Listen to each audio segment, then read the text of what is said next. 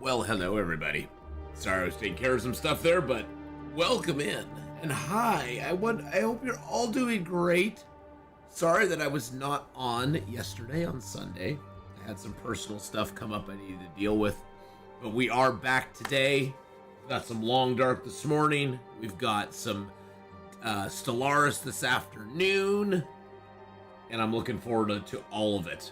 We are almost done on day, what is it, 314. We're almost done with Hush River Valley. We're at the point where we're picking everything up and kind of getting it out of here. Leonie, how you doing? Good morning, good morning. Or afternoon or evening. Day is done. Wherever you may be. All right, so we've got all this stuff here. I'm almost considering like taking stuff out of here and dumping it off into Mountain Town. We have very little to map up here still. I have very little that I need to still map up. I need to come up here and kind of map a little bit there, but I've got one more. I've got a cave that I need to map up down here.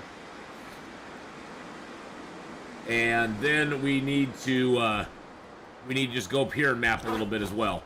So what I'm thinking of doing, I think we're going to make 2 runs here. Get all these cured guts. This is mainly just to get our stuff into Milton, into Mountain Town at this point. What kind of food do I have on me right now? I don't have much food, so to grab some of my cattails here. I wonder if I can pick them all up and not be overweight. April, good morning. Happy Monday. Happy Monday. Again, I'm sorry, everybody, that I was not live yesterday on Sunday. I had some personal stuff come up last minute that I needed to go take care of. But we will be back next Sunday with all of our normal fun.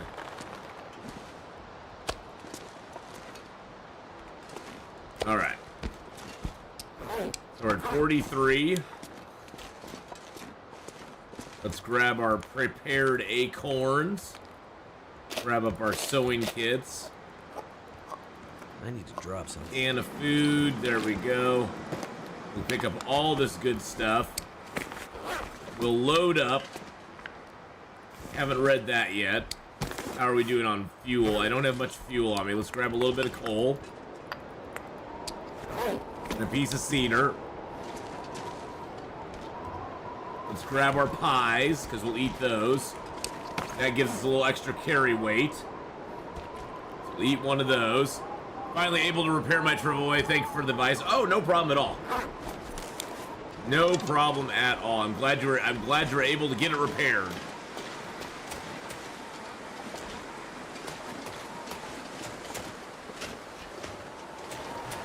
All right. Woo, it's a little windy out here today.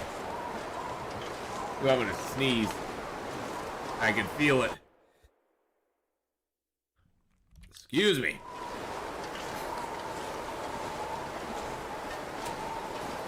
So my goal is to go down here, map up this cave that's down here, then go up to the top and sort of map around on that if I can.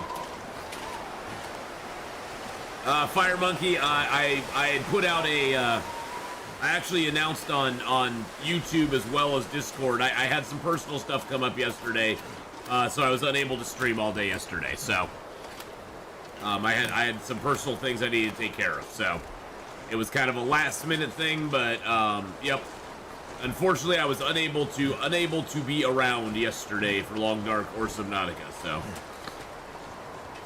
life happens, though. It'll all be good. We'll get back into our Subnautica next week. So. But yeah, unfortunately, I was unable to stream yesterday at all. So,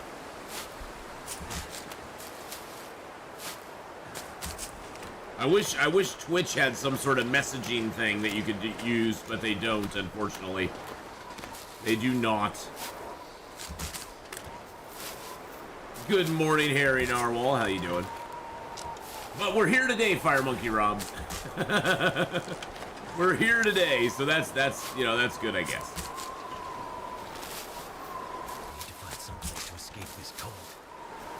Oh yeah, everything's good. It was actually I needed to go help a friend with something, so I needed to go help a friend with an issue they were having, so everything was okie dokie though. And darn it, I saw the news. The damn Kansas City Chiefs won the Super Bowl. Gosh darn it. Never felt so cold in my life. I was hoping Taylor Swift would lose. But Swifties always seem to win. I don't know why. What perks do I usually run? I usually run Snowwalker and the Cold Fusion. Those are the two that I usually run. I just find those to be over the course of a long game. I find those to be the most beneficial for me. Oh, those are ptarmigans. I was like, what's chirping up here?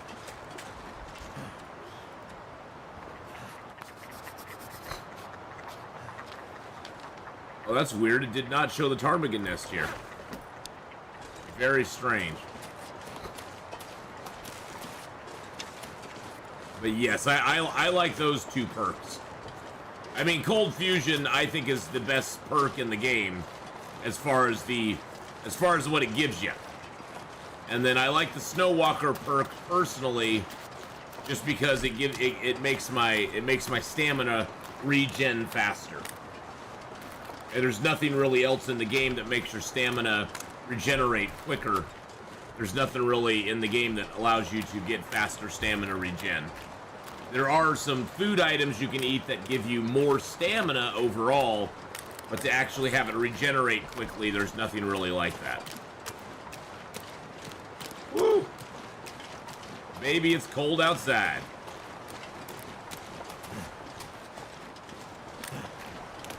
But welcome everybody from YouTube, from Twitch, from Kick even. We got some people in from Kick as well.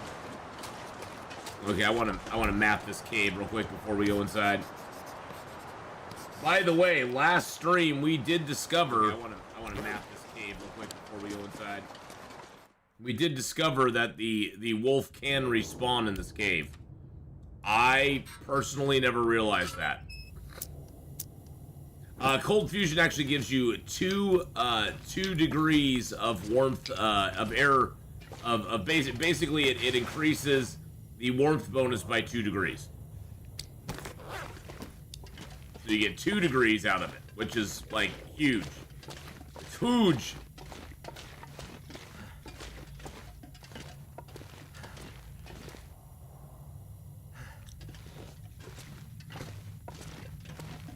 And then the Snowwalker, that's the one that just gives you better, faster stamina regen. I think it increases your stamina regen by 20% or something like that.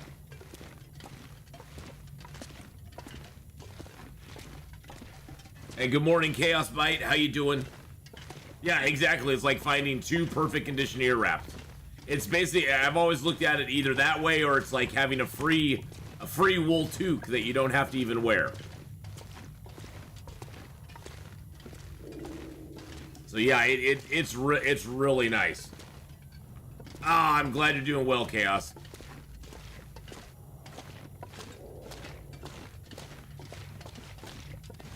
Hey, Atheenon, finally did Tales Part 2. Made it back to my damn base in Mystery. While exploring the new region, I killed like 14 toxic wolves. Nice. Those toxic wolves are a pain in the ass. Especially since they give you no food at all.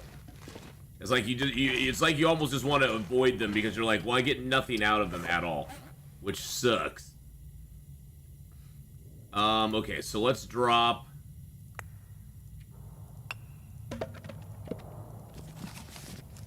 Drop that. Drop the pry bar.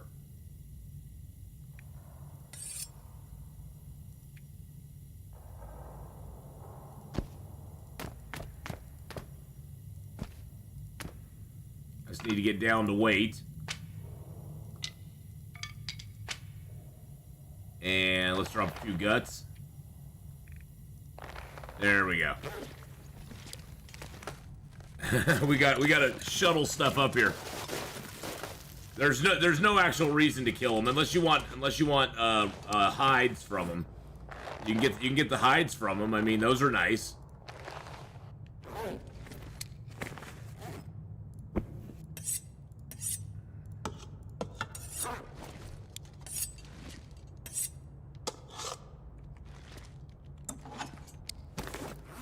Drop that and that.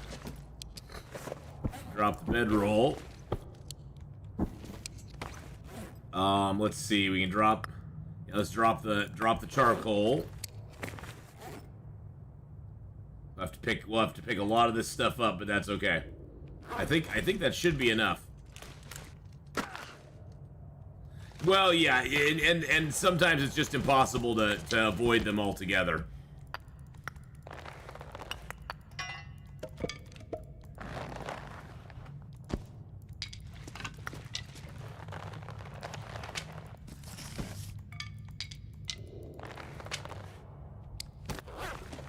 And that's the main problem I found, Psychotic Deer, is that you can avoid some of them some of the time, but you can't avoid all of them.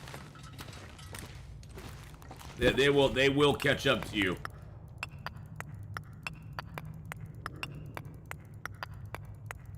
I might have to drop some gear. Shushabai, you're fine.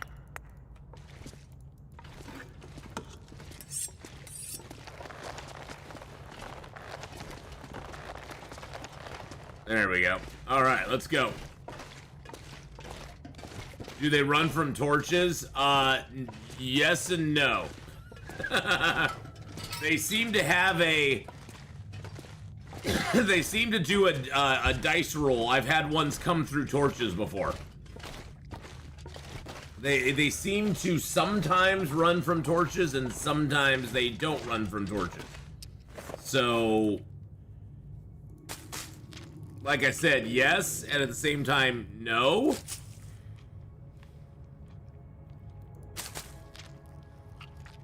Hey, me from Florida, how you doing? Hello, hello. I'm doing well, my friend. Doing good today. So yeah, I wouldn't depend on torches to like hold them at bay. I guess that's the easiest way to put it.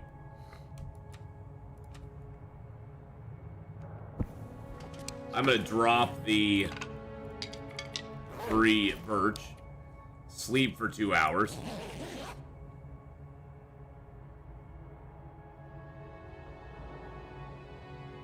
Yeah, you know, Harry Norwal, the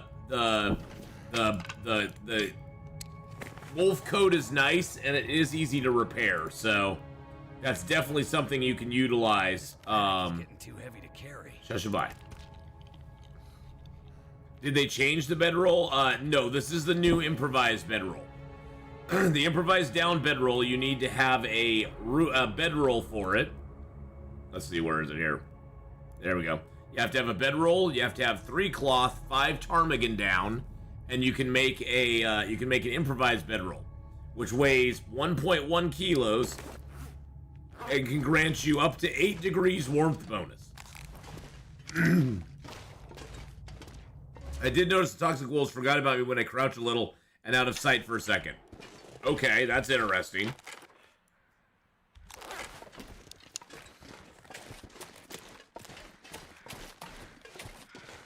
That is very interesting. So yeah, the new improvised bedroll is really nice because it's very lightweight like the other bedroll is. But it gives you 4 degrees extra warmth bonus. And it only takes ptarmigan down and cloth to make it. And there's lots of ptarmigans around. The ptarmigans are everywhere, it seems like. Well, there's a few zones Really, game? There's a few zones ptarmigans don't appear in, but ptarmigans are generally in most of the zones.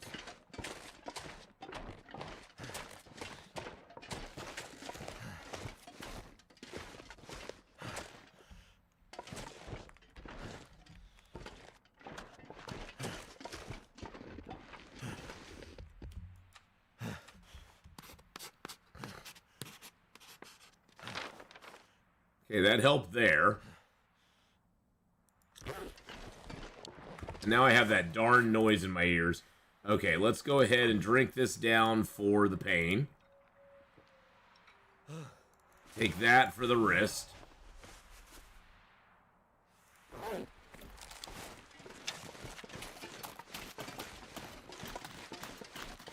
There we go. I had a fire pit just in case, so I lure them close, crouch, and they walk away. Interesting, okay. Did not realize they would do that, Psychotic Deer. So, yeah, I mean, I've only dealt with the poison wolves one time. And that's when I was first in the zone, so I don't have a ton of experience with the poison wolves at this point. So when we go back there this run, you know, when we go back there and mess around with them this run, we'll probably take a closer look at them and see what we can do with them.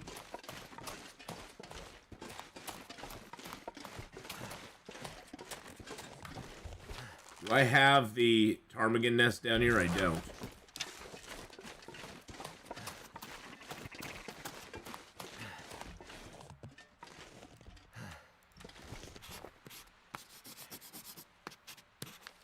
There we go.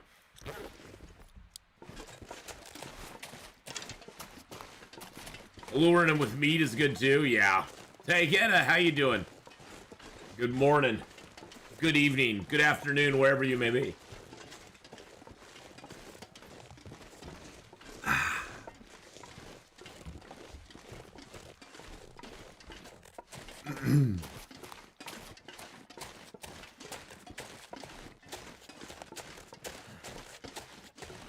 See if we can get a little map in here. I don't know if we can or not, or if this will help. I got this one little bloppy area down here that just is annoying me. Yeah, it doesn't really help. I got this one little area here that's kind of hard to map. And it's annoying. It's annoying. It's evening there. Well, good evening. Good evening. It's 9:30 in the morning here, so I'm like, I'm a little on the punchy side, even though I did get good sleep last night. I'm a little tired still.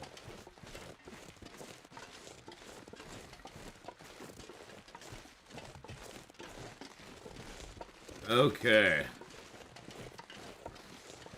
Yeah, I don't think we're gonna get a whole lot of mapping stuff going on here. I'm gonna try again. It's warm out, so I'm not really worried about the temperature. Yeah, see, it's not really giving us much more. Not really giving us a whole lot more. Hey, Justin, how's it going? Yes, I got good sleep last night.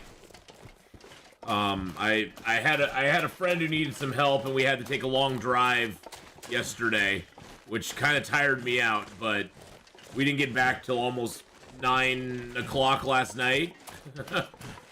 So it was a very long day, to say the least, but I was glad I was able to help him out, so.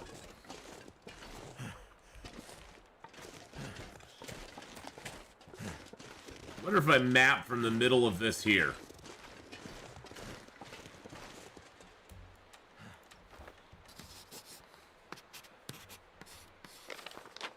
Yeah, it really does nothing. Absolutely nothing. Hey, Bad Boy Gamer, how you doing? Welcome on in, and a good morning, good afternoon, good evening. Hope you're having a good one. Everybody go over on YouTube and give Bad Boy Gamer a little bit of love. Go check out his channel. It's 40 degrees out, and for about 3 seconds I pretended to be Astrid as I ran for my warmer clothes. Time for warmer clothes!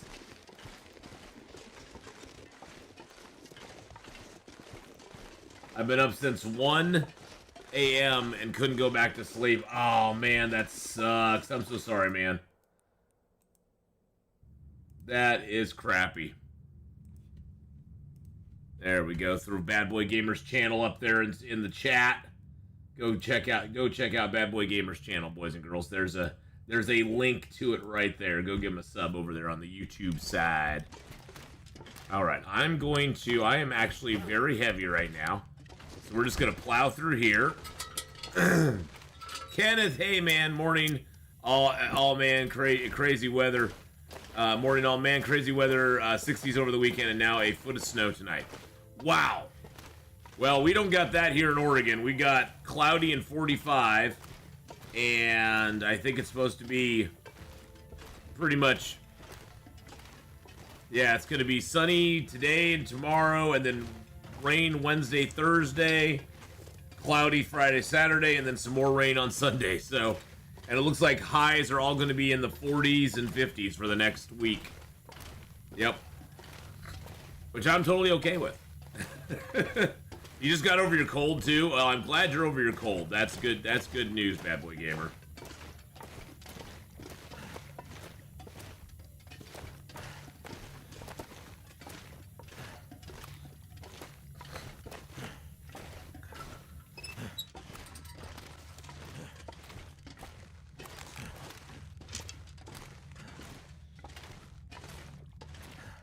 Gives you guys the nighty vision so you can see what I'm seeing. There we go. Feels like a lot of gear. It is a lot of gear. Oh, and Unburdened just went away, so let's eat another meat pie. There we go. Those pies have made it so we can carry extra stuff out of the Hush River Valley. Hey, Thomas, how you doing?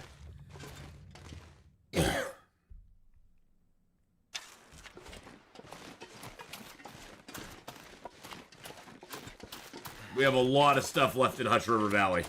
I mean, fuel-wise, food-wise, water-wise, we got a bunch of stuff left back there. 100% of rain today, and I have to go to the store in the cold. It's 54. Oh, man. Well, bundle up. We don't want you getting sick again. That's no fair. That's no fun. Can't wait for spring. I know. Spring is like right around the corner. I got some in my damn eye. Whew. Spring is right around the corner. Of course, here in Oregon, we'll get one last dousing of summer before spring, one last dousing of winter before spring and summer come along.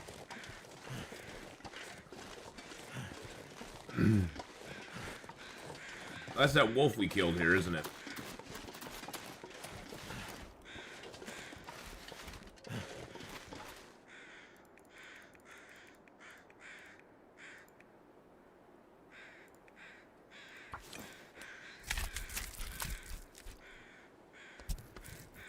Figure we might as well take his meat. It's not cold out here.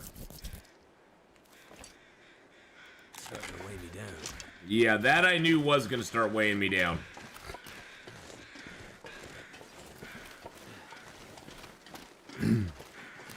That's just a little bit of food for us. I mean, we're supposedly the moose is spawning over there on that lake, but I don't know if he is going to be there, so we might as well secure some food here while we can.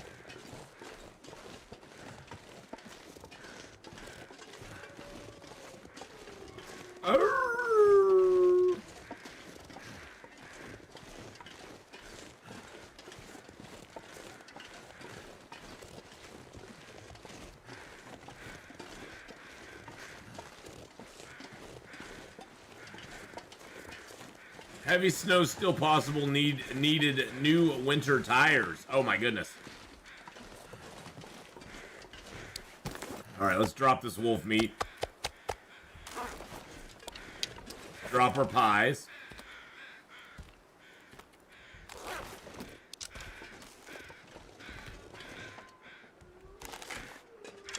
All right, all of our pies are out of our inventory. Let's eat a little piece of wolf meat here. On Enshrouded, I'm seeing how many stories high you can build up to. I'm working on a 6th story. Yeah, we'll be playing some Enshrouded tomorrow. I've never been a big builder, so I've never done that. But is there still a coat that spawns in the car seat on the bridge? You know, I think there might be, but we'll be heading over to the bridge here very soon, so we'll check on that. This gear's starting to slow me down. Shushaby. You're gonna be okay.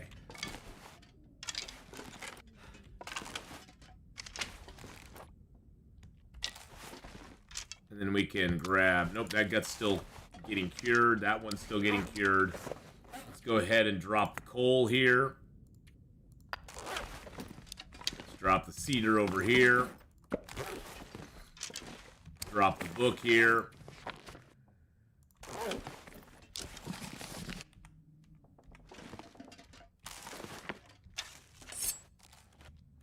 Let's see what pry bars we have here. We have a 54. I think I'm going to use that pry bar and drop this other pry bar.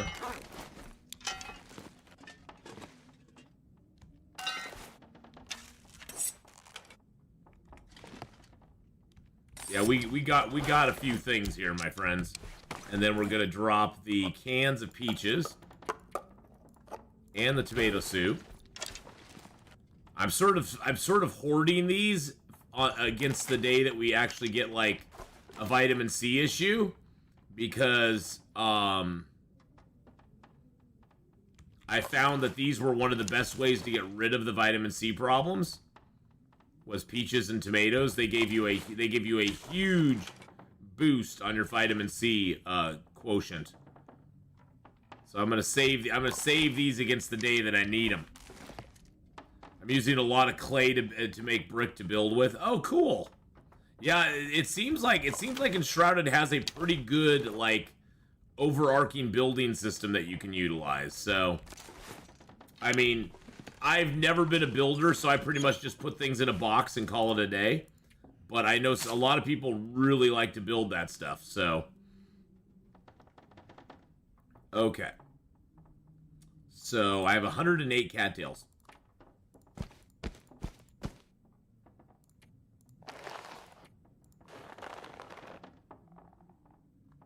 Put that in there. Transfer all those in there. Let's put our birch. Ooh, that's gonna be tough. We got maples in here too. Wow, look at all the freaking maple we have. Okay, I'm gonna take the maples out because I don't want those in there. Let's put the those in there. Okay, I have no arrowheads. Oh, I'm gonna put that in there too. Bye bye. Effity bye. You know, my day's going good so far, Marlo. It's going really well. Okay, so what do we have in here? I do want to take a couple of guts out. Let's take like 4 guts out. And put one more maple in. And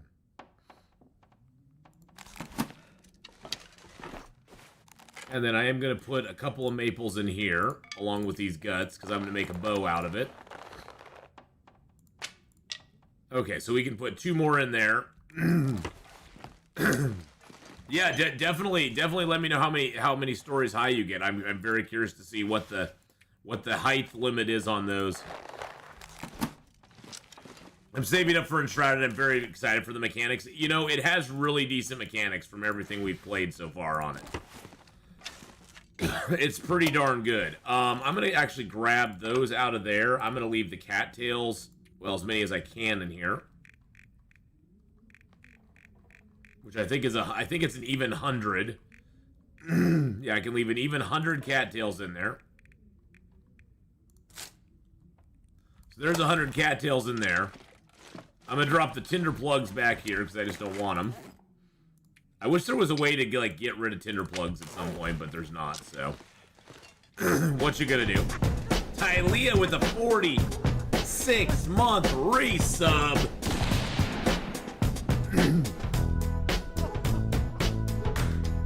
Thank you, Tylea, for the 46 months of love. Yeah, Marlo, I think you'll really enjoy Enshrouded. And they're making changes to it as well. That are supposed to be making it a little more playable for people who aren't in groups all the time. 46 months. I mean, they've even come out in their blogs and talked about how the game was specifically designed for groups. Thank you again, Tylea, for the 46-month resub. Thank you so much. Wait, are those mandrakes? No, those were burdock root. Those were burdock roots. Yes, just like Just like Bran Flakes mentioned, those were actually burdock root. Okay, let's smash up all of our acorn grounds. I'm so tired. Burdock root is a new thing in the game. Burdock root was added a couple patches ago. It's part of the DLC, and with 2 burdock root and an acorn ground. Oh wow! So I'm gonna grab the cloth out of here and put 1 more of those in there. There we go. With a burdock root, a 2 burdock root, an acorn ground, and let's find the recipe here. And 4 reishi mushrooms and some cooking oil. We can make ourselves another prepper's pie. The prepper's pie is amazing. We need 4 of those. There we go. The boss called Felwis Wyvern. You need more players to kill it. Oh, really? I'll find a solo way. I'll find a way to solo it. At least I'll give it a try. I got 30 of those on me. Okay, let's drop some of our charcoal here because we don't need to carry 30 with us. Maybe like 10. There we go. That's pretty good. 11, 12, 13, 14, 15. We'll do 15 of them. You gotta work in 4 hours. The pizzeria job's not bad. Nice. I'm glad it's not too bad. Easy cooking at the grill and the fryer. Very cool. No one has killed it solo yet. Well, that sucks. That seems like a flaw when you can't even have a chance of killing it solo. I would imagine Bad Boy Gamer, if you level up enough and you have enough stuff, you could probably take it on, but you just have to DPS it to death. It kind of sucks when they put a mob like that in a game, though, where you have to play it. You have to do it with other players. Hopefully they'll change that, but that honestly kind of sucks.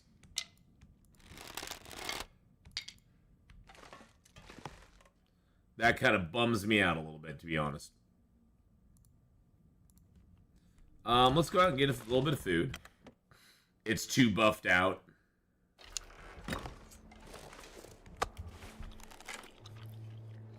Looks like I survived another night. All right, get some food in our belly. Do I have any charcoal in here? No, I don't. Okay.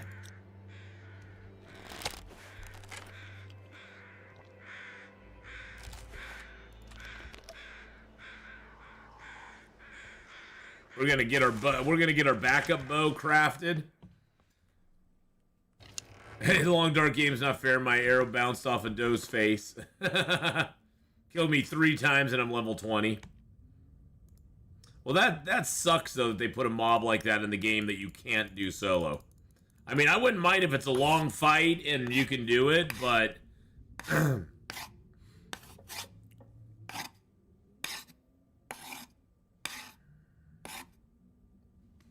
but, you know, it's up to them. It's their game. I mean, if they basically want to give you a limit of how far you can go based on you being solo or being in a group, that kind of makes me a little sad.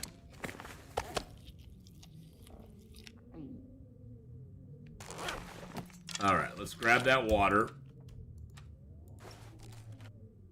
Put down my broth. Put down my crackers, because crackers don't matter. There we go. We should be able to move these closer together now because we zoned out here.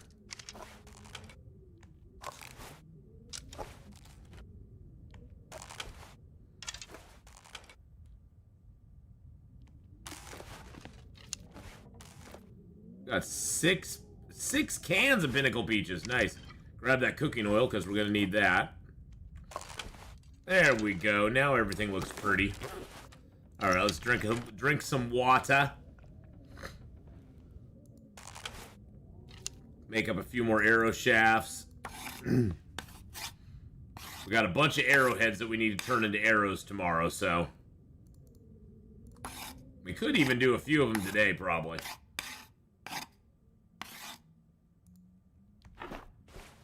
So we got what, 8? Yeah, we got 8. So let's go ahead and put 1 shaft in there. Grab out 8 of those. Bring out, let's see, so 79. So 8, I need 32, I think. No, 32, 20.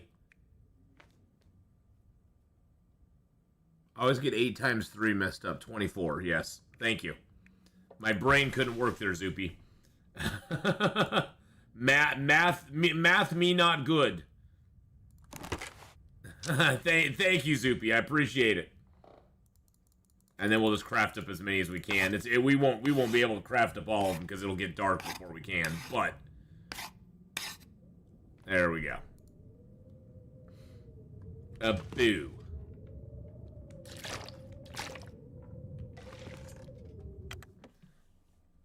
The level cap limit is for now is level 25, and the game is also has a level 30 enemy in it. Yeah, I'm not a big fan of that. I'm not a big fan of it forcing you to do group activities, but I guess that's what we got to deal with right now. I'm nowhere close to that bad boy gamer, so I'm not too worried about it at the moment. I'm still having fun with Enshrouded no matter what, so let's just pass a little time till it gets to be about midnight-ish, and then we'll get some sleep in.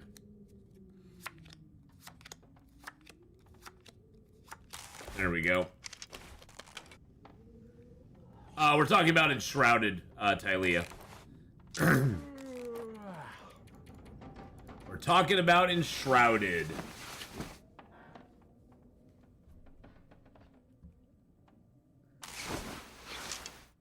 There we go. And how it seems to have a... It seems to have a, I better find some water. A way of forcing you to actually have to group up with people because there's mobs in it that you cannot defeat solo, period.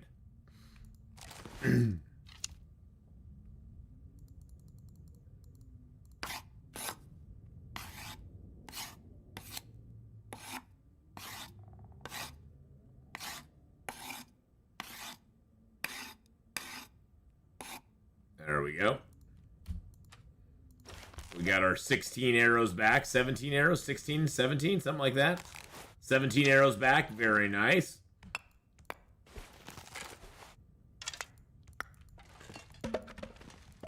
Grab a couple cedars. We got our mapping stuff on us. That's cured now. How is our clothing doing at the moment? Let's check that out. Oh, I do have this this toque here. And I got these socks here.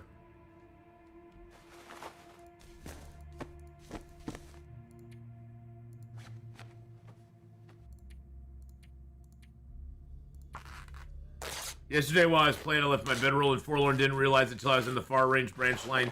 Needless to say, I went back. Yeah, I've done that before. I'm right there with you. I've done that before, April. Just need to kill the boss called the Fell Wisp Wyvern, and then you'll be done. You'll have accomplished all of the stuff-oon things.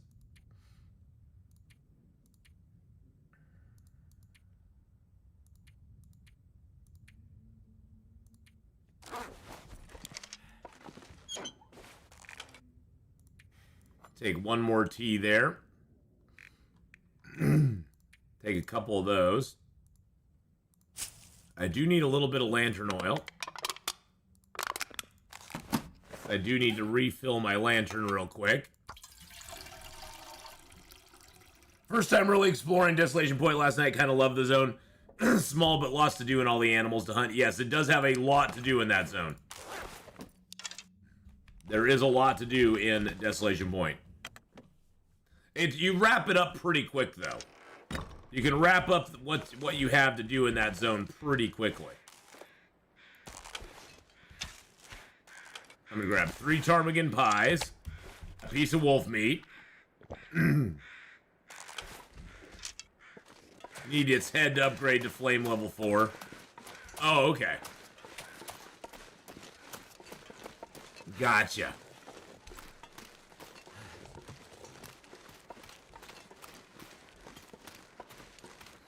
Bonus with the ice holes now, though I did nearly get mauled by a bear fishing. Yeah, there's only one bear in that zone, but if he catches you, it can hurt. Well, I ain't getting any mapping done in this weather.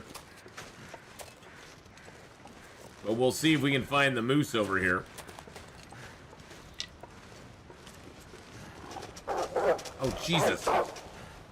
Oh, good Lord. Duke, thank you for the ducky hug there.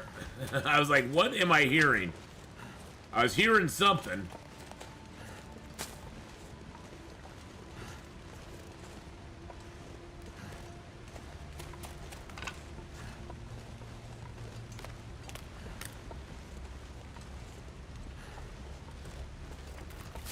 Hello, Mr. Moosey, where are you?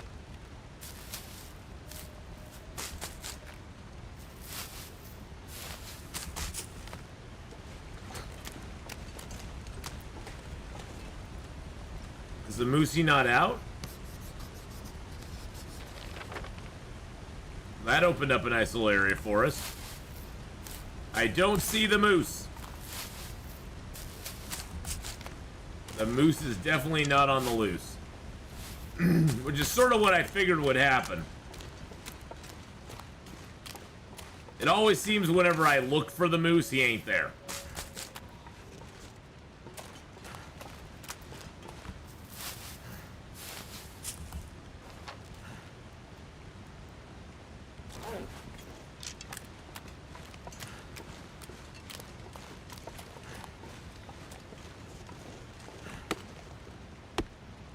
Take that maple for sure. Grab the rest of these cattails. There's a total of 8 flasks. I've gotten 5 of them so far, so I'm gonna get a 6th one here in this zone because there's one over by the planey crash over here.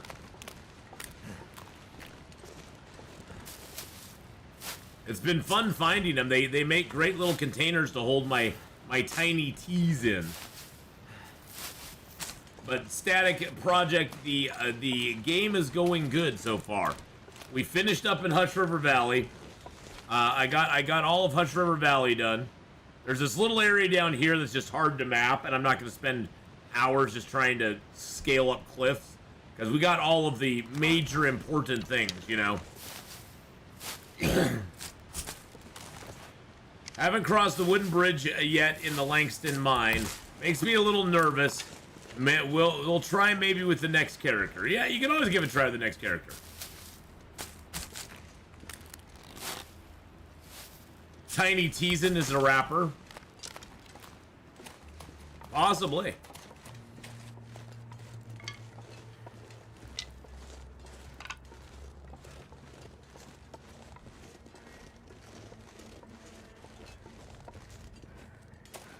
There's the wolf. See him up there.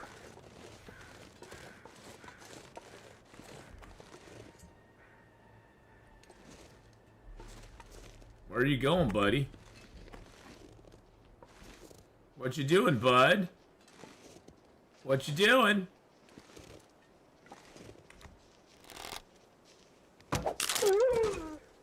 What you doing? What you up to, huh? Now you're just laying in the snow all dead, aren't you? All corpseified, aren't you? Yeah. That's what you're doing.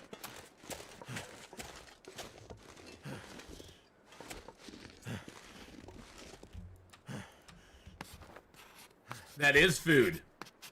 That is food right there, yep.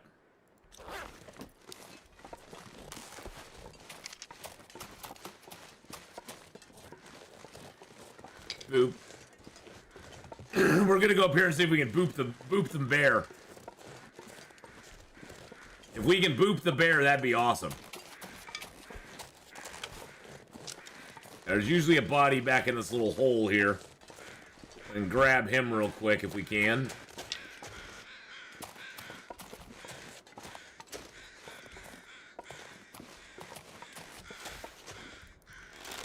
see if he's got any good stuff on him for us. All right, no problem. All right, so there's that there. Come on, no, he had nothing on him for us. Okay, fine, be that way.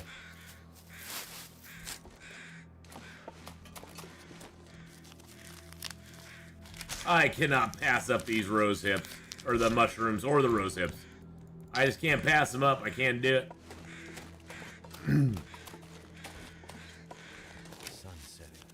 It's gonna get a lot colder soon. No, it's not getting colder. It's actually getting warmer, my friend. It's all gonna be okay.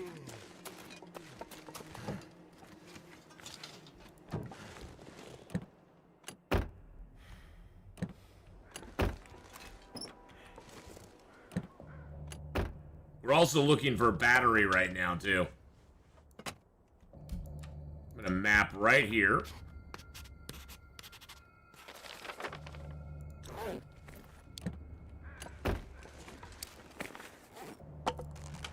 Equip our crappy bow.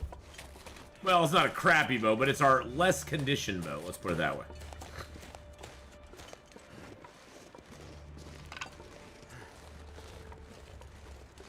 And then we're gonna walk over here to the bridge and see if we can get the bear.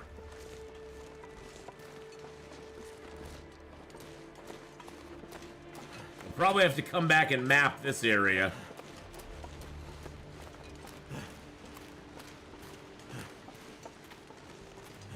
Just hoping the bear's not too far down the bridge here.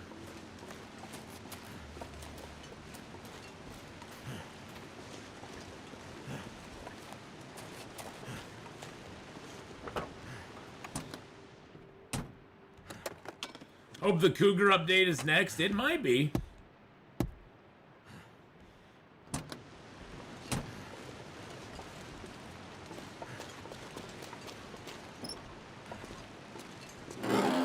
It might be Psychotic Deer. You never know.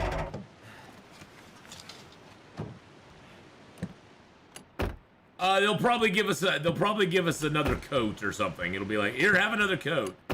Like, really? We already got enough coats, damn it.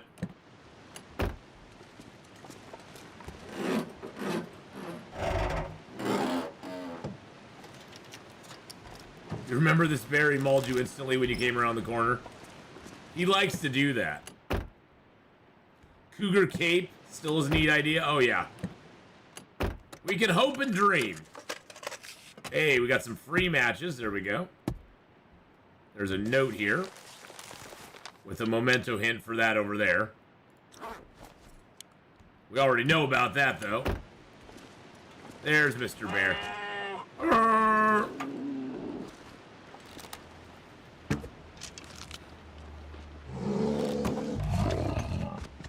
Sit down. I didn't even. That was just. I just turned away. I just was not even ready to prepare for him. No, actually, I was turning away to get in the truck. I just told that bear to sit down. Sit down and shush, man. Cougar panties, possibly. That bear's like, no respect, I tell you. No respect for the bear. Yeah, it doesn't look like I've got a coat on this bridge at all.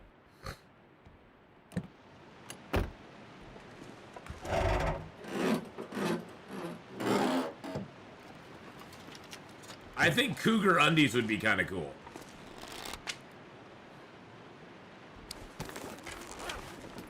Did my other arrow stick in him or not? Excuse me.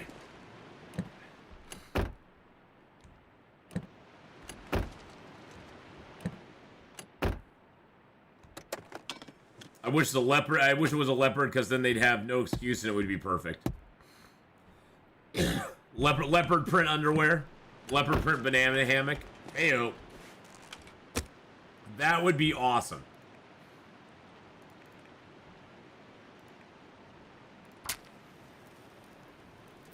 That would be pretty awesome, but brand flakes.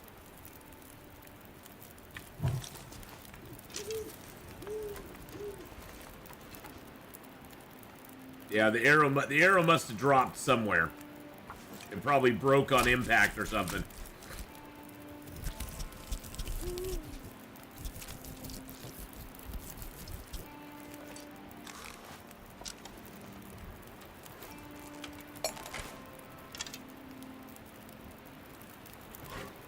There we go. Get some water down. Get some water down. Grab a torch. Yep, my other arrow broke when it hit him. Okay. Well, that was a 2-shot. He wasn't really technically a 1-shot, because it did take me 2 shots to kill him. So, well, we've talked about otters or seals, otters or seals out on the ice. I don't know how PETA would feel about that, though. You can go out and club some seals on the ice. That would be bad. That'd be mean. There'd probably be a little bit of outrage about that.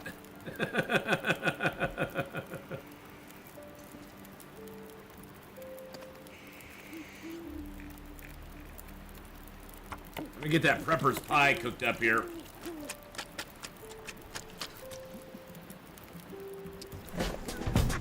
Oh my, oh my, oh my. Young Justice with that 23-month resub. Almost 2 years.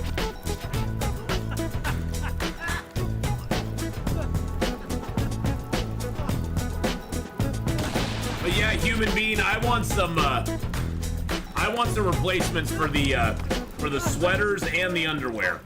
I think that would be awesome. If we got replacements for sweaters or underwear, I'd be so happy. Happy 23 months. Aw, thank you for the 23 months, my friend. I appreciate that very much. So will carrying all that meat attract the wolves? Yes, if I carry all this meat, it will attract the wolves, which we don't want. We don't really want that. I just need to close my eyes. Shushabai, you don't need to close your eyes. You're gonna be fine.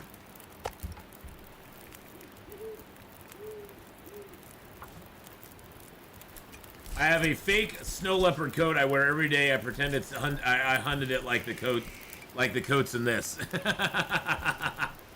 Polar bear sweaters. Leave something behind. Snowshoe hair undies. Ooh, yum. That'd be great. I love those. That would be awesome. I'd love some new undies from the rabbits or the cougar. Because you know, wearing the same underwear after a while gets a little crusty. Oh, and there goes my fire.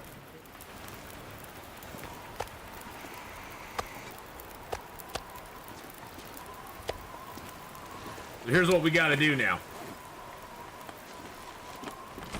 Deploy that.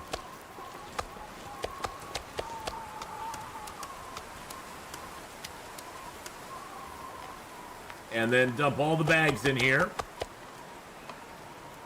Dump the hide and all the guts in there. Dump that in there. Dump my sticks in there. Grab all this food.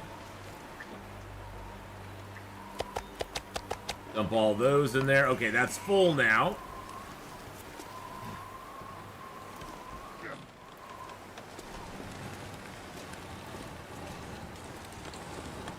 And we're walking into the wind, so that's always good. I'll give you guys night vision so you can see a little bit better. Woo! Oh, since Dad is gone, have you tried venison before? My dad used to hunt all the time, Static Bro. We had venison, we had deer jerky, elk jerky, elk and deer hamburgers, steaks, dried stuff from them all the time when I was growing up. So, it's a little gamey tasting, but not bad. You can definitely tell the difference between it and a cow, though. The difference between it and a cow are very, very, very unique. It has a unique taste. Let's just put it that way.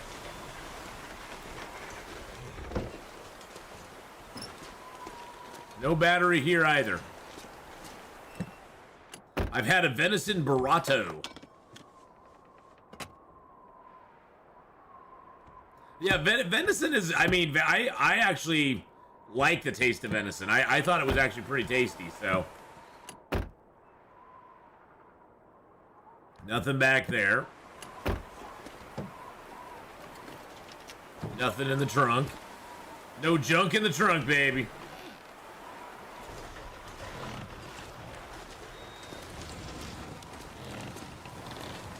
Venison lasagna. Very nice. I think it's always so cool that you could use almost all of the animal in this game. Oh, you think it's always so cool you can use almost the animal in the game? Yes.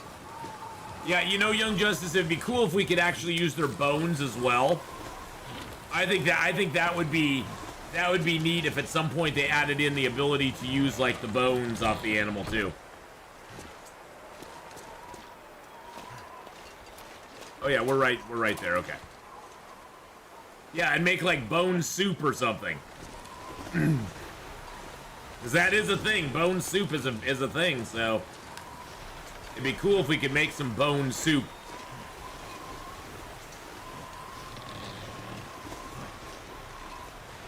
Ha, for the rabbits. A bone dart gun for the rabbits? Yes. That would be kind of neat.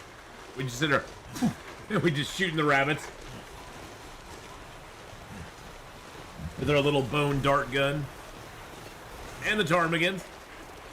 Yep, we could do that too.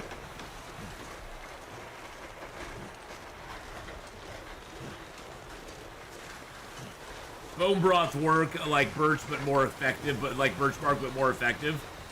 Well, it could be like the bone, like bone broth.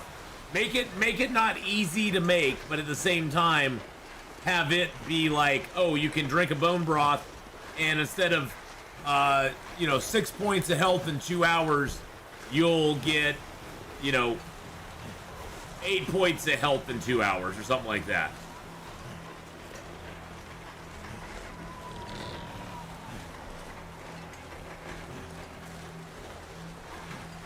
But yeah, I mean, they'd have to balance it out. It could come to the point where it's a little overpowered because you'd have all these items that just give you health back, which would or you know what they could do with bone broth if they want. Here's what they could do with bone broth: make bone broth the replacement for herbal teas. So if you drink a bone broth, you get 8 hours of better rest instead of the 6 hours you get with an herbal tea. So it's basically a craftable herbal tea.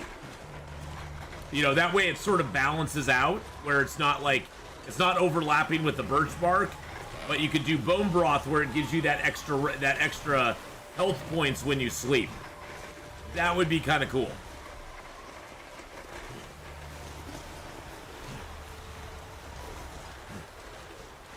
Need bones from all the animals. So you need a wolf bone, a moose bone, a bear bone, a deer bone, and a rabbit bone just to make one bone broth. See, I wouldn't mind it if it was just like a bone broth that did the job of an herbal tea. That I wouldn't mind at all. I think that would actually be kind of cool. Is that a body up here? No, it's just rocks.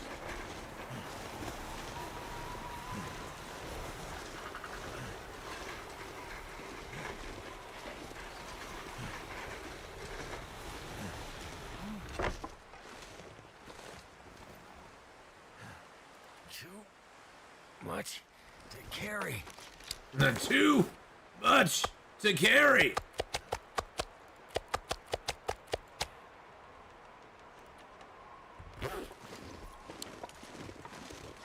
Too much carry. Wait. Oh my God.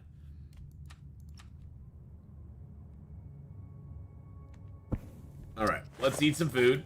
We do have some food. Let's eat a little bit of our food. We do have a brand new prepper's pie that we just made, which is great. Yeah, herbal tea and birch bark tea is an amazing combo. If you can drink all that down, you're like set. Oh, I guess I can turn off night vision. You don't need that any longer. I've been slowly catching up on this series on YouTube. Had any scurvy risk yet? We got full-blown scurvy early in the game, human being, which you probably already saw, but that was us specifically, like, stopping eating anything with vitamin C, and it took us like 10 days to get the full-blown scurvy, or to get a risk, and then it took us another 5 days of continuing with no vitamin C stuff to actually get scurvy. Since then, since we recovered from getting scurvy, we've had one time where we had a risk, but that's been it. So it's actually been pretty... I haven't found it super difficult, let's put it that way. I have changed a few strategies. I've done a little more fishing than I usually do. I've sort of kept eating, like, 5 or 6 cattails a day, just to kind of keep it at bay. So I have done some things to make it a little less problematic, let's say. And now we're on day 313, 314, 318. And we've only gotten scurvy risk twice. Yes, you did miss the bridge near the loading car. Are you talking about the bridge with the Static Project. Yeah, there was nothing there. Hey, Static Project, thank you so much for the 3-month resub there. Be able to carry this load for much longer. You did miss it, Harry Narwhal. There was nothing there. We got a box of matches, and we killed the bear. Got a box of matches. We killed the bear. That was all that was there. Hey, there's a wolf in this cave. What do you know? I'm gonna chop this up, and then we're gonna start cooking a little bear meat here. Cause why not? It's snowing outside. Can't do much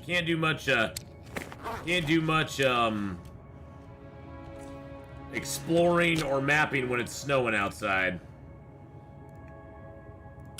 Get a fire started. Well, thank you, Static Project, for that 3-month resub. I appreciate that very much. Turned out pretty well. So yeah, the bridge was kind of underwhelming. Let's just put it that way. So I am going to use my pot and my pan here because it does make the meat cook quicker. There we go.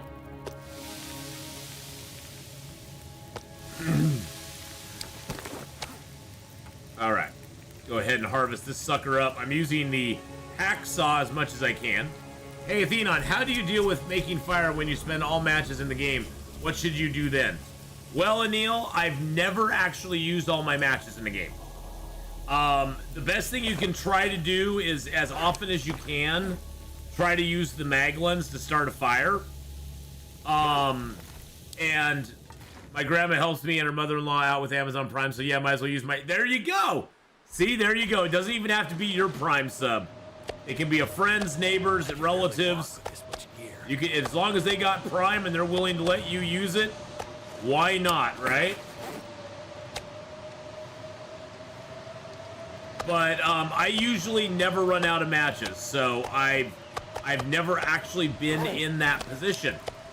The thing is that my advice is, if you are getting low on matches, try to find more, because there are more out there. You really have to go out and explore a lot more, is what it is.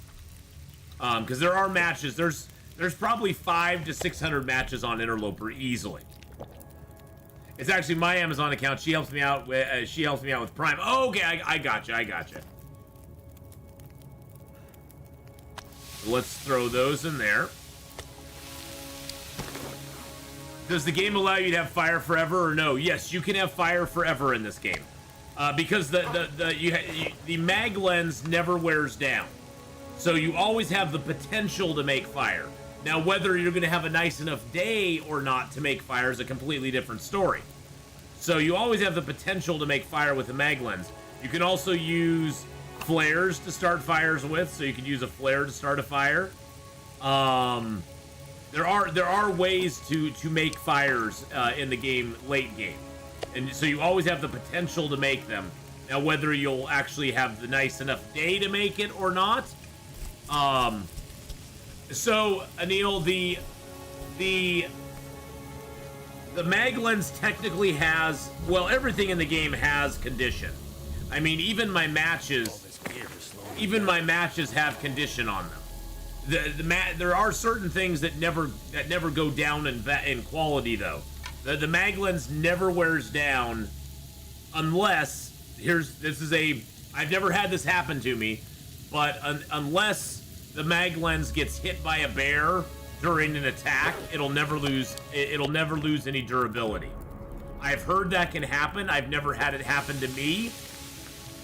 In the 6,600 hours I've been playing this game, I have never once had a bear ruin my mag lens. It just has never happened to me. I've heard it can happen, but I've never actually had it occur, so...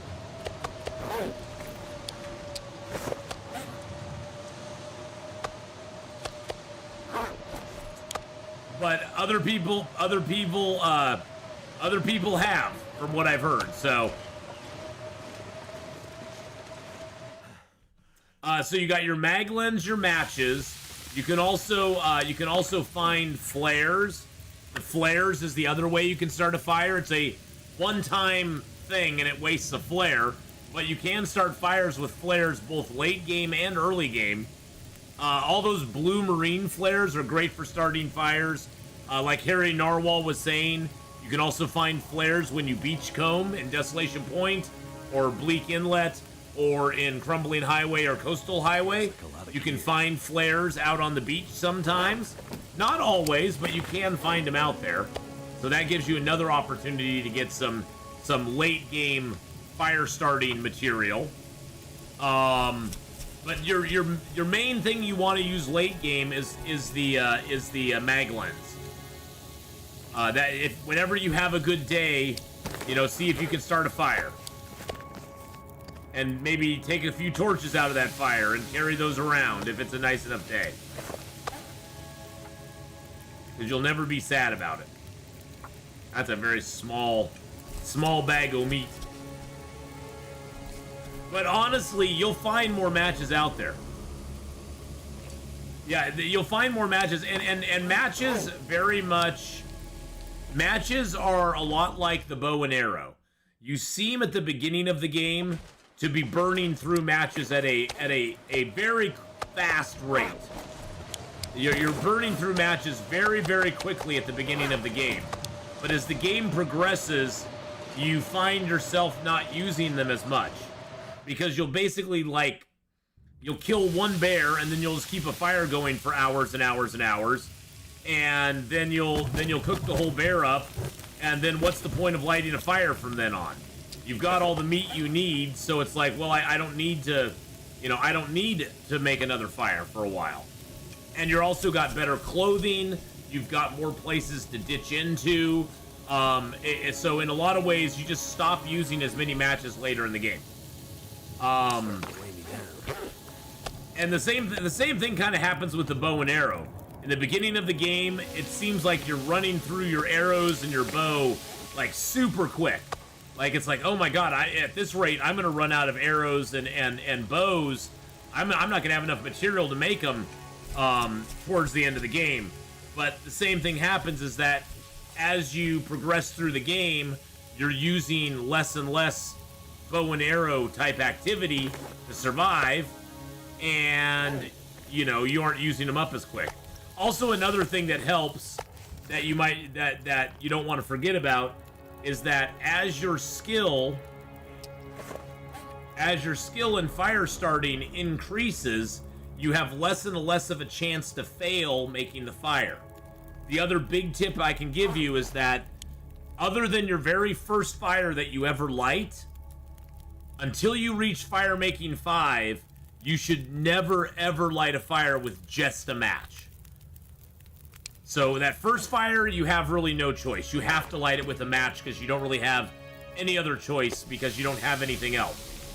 But out of that first fire, you're gonna want to grab a torch, at least one torch, and maybe several torches, and then always light a fire with a torch from then on. Never ever light it with just a match after that first fire, because that way That way you can go ahead and guarantee that you're going to get a fire lit off of one match, because it only takes one match to light a torch ever. But you can use that torch multiple times to try to light a fire if your fire making fails. And the best things to light a fire with early in the game are books. Books give you a huge bonus on your fire making skill. I think at fire making 2, if you use a book, you have a 100% chance of lighting the fire. At fire making 1, I think you have like an 80% or maybe 90% chance with that book. Elcor, how you doing, buddy? So yeah, try to always make sure that you use that torch lighting trick, because that will extend the number of matches you have, because every fire will only take one match to light.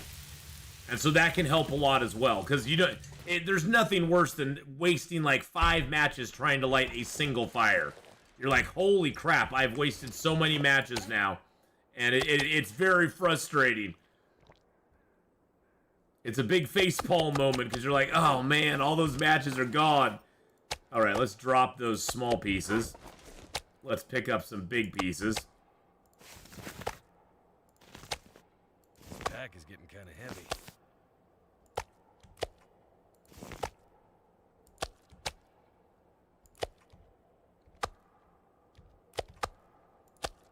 I don't know what the echo sound is.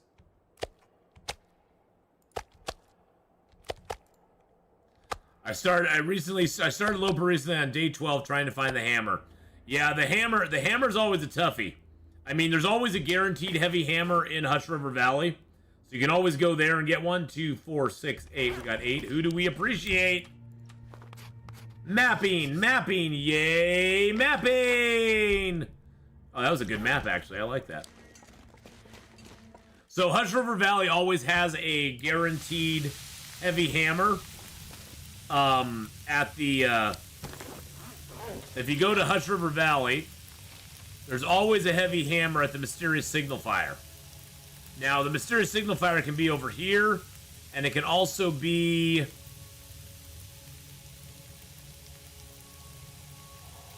like, I think up in this area here. No. It's hard when it's not on the map, because there's a river. Yeah, I think it's up in this area here. Yeah. So it can be either over here or it can be over here. And that's where you can find both of them. You can also get the hammer at the bottom of the ravine.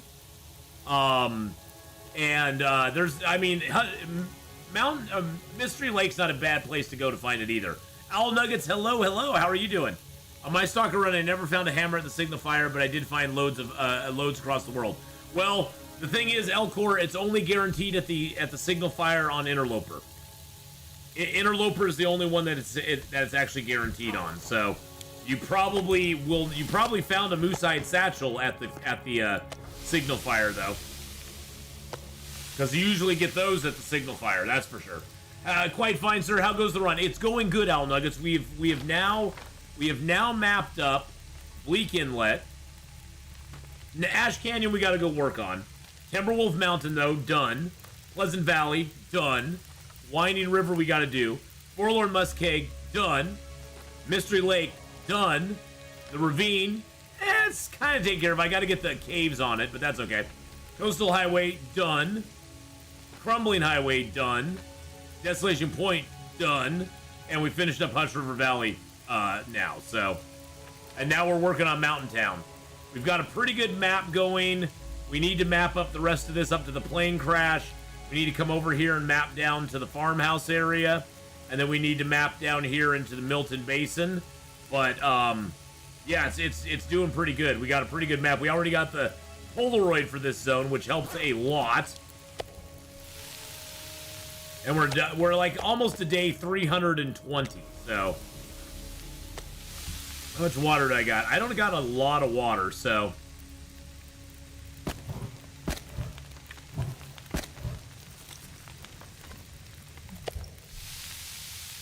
We'll get these cooked up, and then I'm gonna make some water in this. Have I played Wintermute? Oh yeah, yep. I've played all the way through Wintermute. And I'll play the new. I'll play the the new chapter 5 when it comes out. I won't be going back and playing the other chapters because they just don't. Wintermute is good and everything, but it's kind of boring to me in a lot of ways. But that just comes from when I played Long Dark way before Wintermute was out, and so for me Wintermute is not the Long Dark. It's a narrative that is connected to the Long Dark, but it's really not the Long Dark to me as far as like how I like to play, because I like the open world exploration, and that's sort of the fun part for me. Shona Mona, hello, how are you doing? I like the name, but yeah, for me, the Long Dark is all about the exploration and the open world, and Wintermute is fine. Don't get me wrong. I'm not bagging on Intermute that it sucks or anything. It's just not the experience in Long Dark that I'm used to. And although I had fun playing Wintermute, it doesn't have a lot of replayability in my mind, as much as like the survival aspect does. The survival stage, the survival part of the game has way more replayability. Not sure I can carry much more. Shushabai, Will. Shushabai. It's going great, Melissa. Hello. Good to see you as well. It's going great, Shona. It's going very nicely. Having a good day. We're on day Boopity-doo, 320. We've now survived 318 days. We are mapping up Mountain Town right now. We've got carcass harvesting, cooking, fire starting to level 5. Ice fishing is into level 4. Mending is almost to level 5. Archery is at level 5. Rifle firearms halfway through level 1 because we're reading some books. We got revolver firearm almost to level 3. Gunsmithing is actually level 3 because we've been reading books about it. We've found 13 of 17 Polaroids, which is cool. And we've got 188 of 215 surveyed locations. We have some of Ash Canyon still to do, Broken Railroad still to do, Mountain Town we're working on right now, Winding River we still need to do, and I think that's it, yeah. Because Black Rock and the new zones are not in the surveyed locations yet. So. And we got 3 of the 6 transmitters repaired. We have 3 of the 6. We have the one in Forlorn and Pleasant Valley, and then we need to repair the one in Mountain Town. We don't have that one quite done yet. We haven't got a battery for it. Covers Forlorn, Broken Railroad, and Bleak Inlet. Covers Pleasant Valley and Mystery Lake. That's interesting. I did not know that the Pleasant Valley one covered Mystery Lake as well. That is interesting. Hi, Atheenon. I'm lurking here, but want to recommend a video on YouTube by Bashrobe. Great analysis of fishing in Long Dark. I want to try his idea of fishing from snow shelters. Well, do you have a link for that, Victorian? If you do, feel free to throw that up in chat because I would love to. Or you could send it to me in a message and I will post it in chat. I'm not sure if the bot will tag you for putting the link up in chat. I hope it doesn't. But there is gunsmithing now. Yes, there is gunsmithing. Gunsmithing allows you to make bullets. All right, Static Project, have a good one. Thank you so much for the sub with the Twitch Prime as well. I appreciate that very much. It is nighttime out. It is nighttime. You know what? Let's grab our bedroll. Oh, we're tired. Why did I...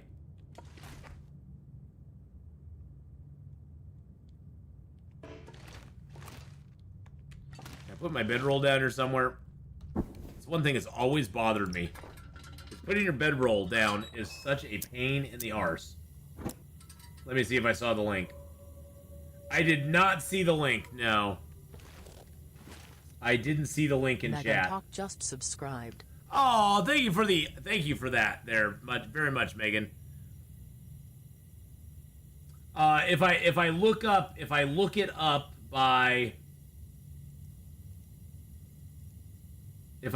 by Bashrobe and fishing, will it come up?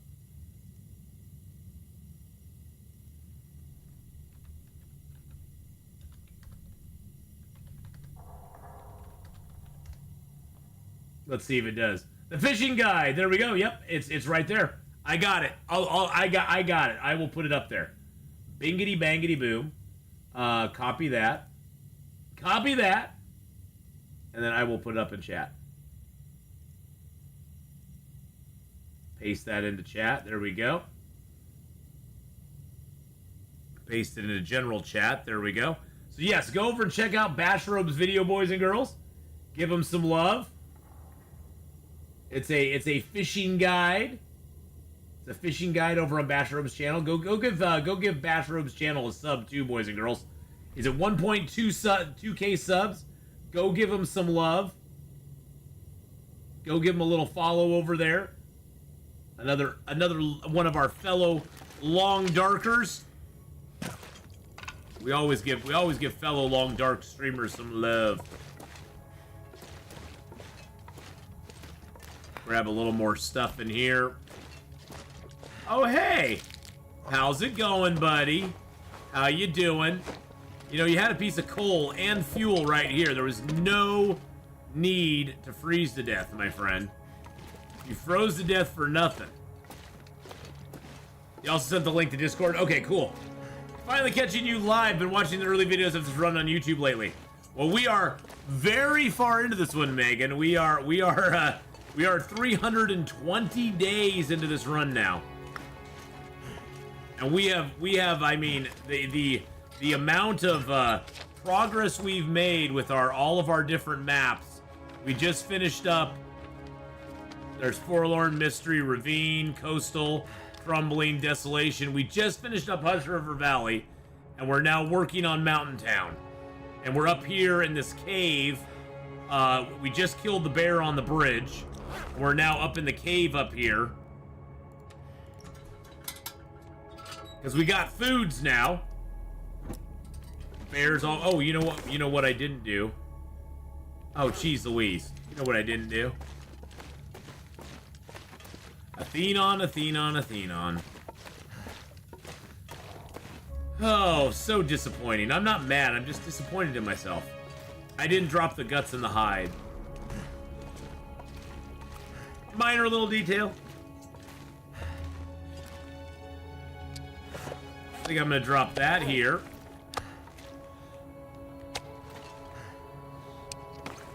Drop all the guts here. Drop the maple here.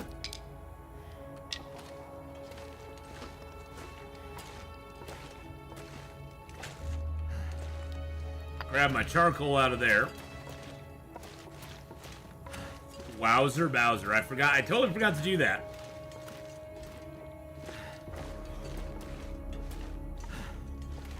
We can eat a little bit of food here. Let's do that. Yum yum. Drink us some water. Although, do I want to drop the guts and the hide here? Yes, I do, because I'm going to be coming back this way.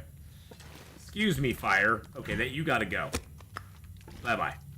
It's like I stumble over the fire. It's like, no, you shall not pass. The fire is now Gandalf. You shall not pass. I'm like, God dang it. Thank you, Victorian, for sending that off and for letting us know about that video. That is super duper awesome.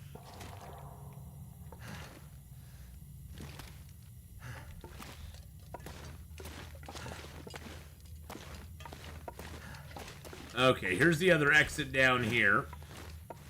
We're gonna get our bedroll down and get some sleep here. There we go.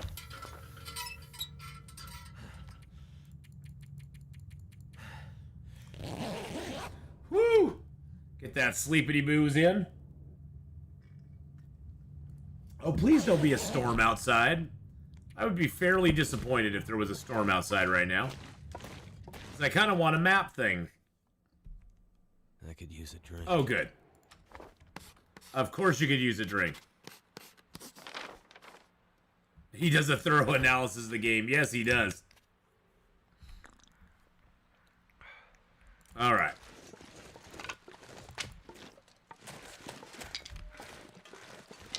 Just restarted 10 times to get Ash Canyon start, pretty much cheating.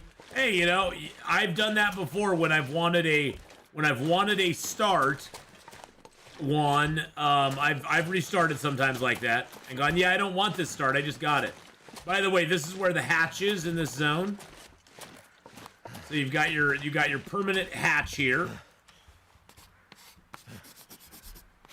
This hatch is always here. You have to come through the cave, and then you can just come around to it.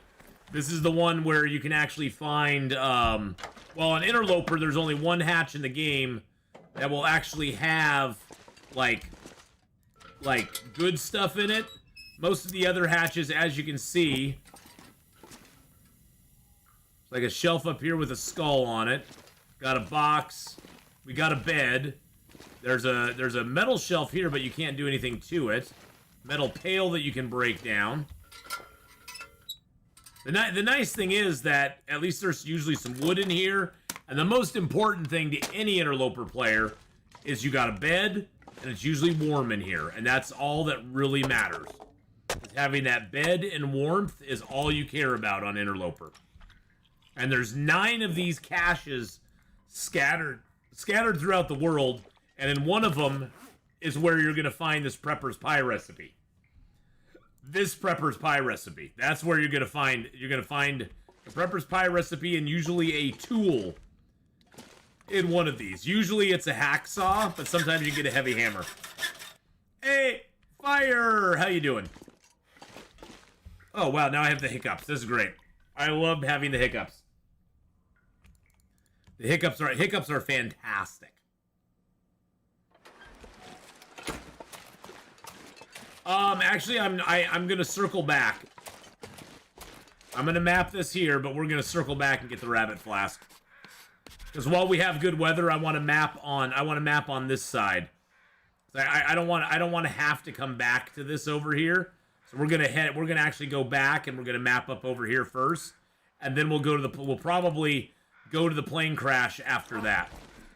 Because unfortunately, you can't get back up here once you drop down. So, hey Nips, how's it going? Boo, did that scare the hiccups out of me? No, it didn't. I just had some coffee and a snow day.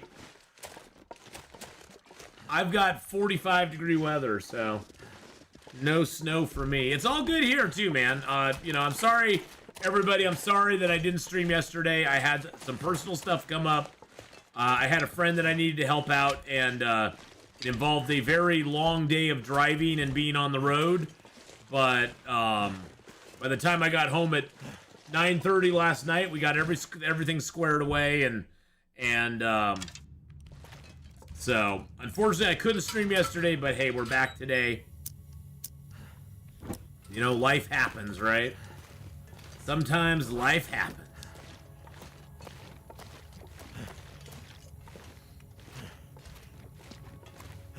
Good news is I got lots of fuel. I got lots of food here, and I got some fuel from this cave already, so. I have not yet found a battery. I have not yet found a car battery, which is always annoying.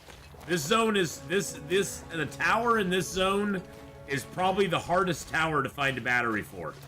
Now, generally, I've always found a battery in Mountain Town somewhere that I can eventually take up to the, there. But I haven't found it yet, so.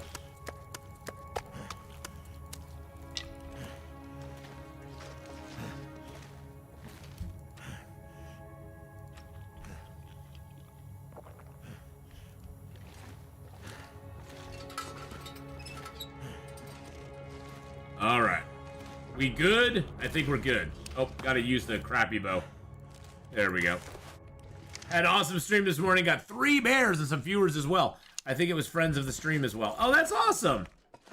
Well, the community around the Long Dark, is very supportive. So it would not surprise me if some people who know you from stream popped on by. They saw you on and went, "Hey, let's go say hi to Nip." So.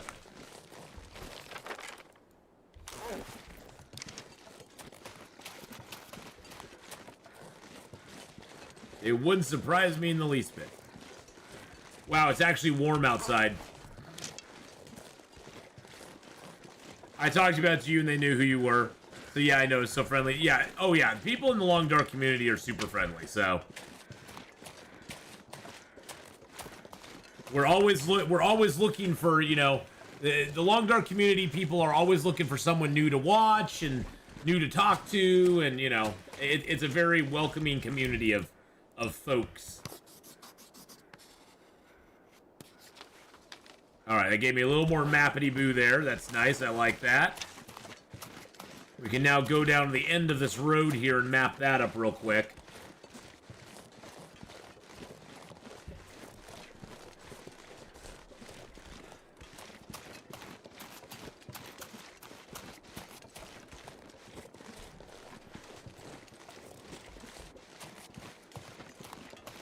There's nothing really down here, but I'd like to map it at least. I mean, get a little bit of mapping going on.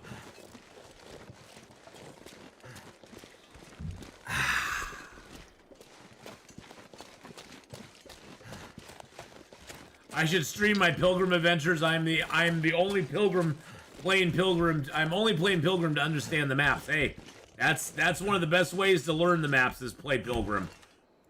That is a totally legitimate reason.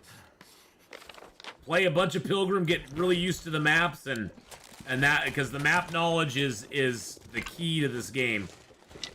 One of the very important keys to this game, I should say. Is having that map knowledge going on. And it could, you know, if you streamed at Fire, it could help a lot of people out who are, you know, struggling with exactly what you're struggling with, you know?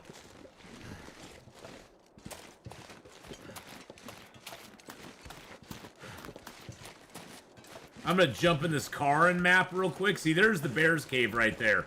This bear don't hide nothing. He's just sitting right there waiting for you.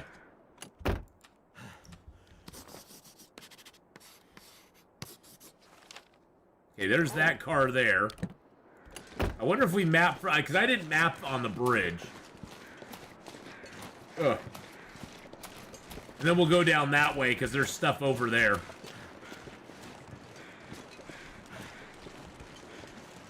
The people in stream gave me a lot of tips. Some good bear killing tactics. Oh, yeah. I think one of the reasons the community for this game is so awesome as well is that the Long Dark, in a lot of ways, is very much a shared experience. We've all been there. We've all, you know, struggled with a lot of the same things. We've all worked through a lot of the same problems, you know, whether it be killing bears or moose, or dealing with the cold, or, you know, fighting, you know, struggling with a bear, or whatever it is. We've all struggled with a lot of the same stuff. And so we all sort of have empathy for everybody else who plays, because we know exactly what they're going through. I cannot describe the tons of matches you get on Pilgrim. Together with the other stuff, always way too overloaded. Oh yeah, Pilgrim is very much a mode where you have to be very discerning in what you decide to carry on you, because you can get overloaded super duper easy. I can't believe I didn't get any of that stuff. That is annoying. There we go, ptarmigan nest, all that stuff, beautiful.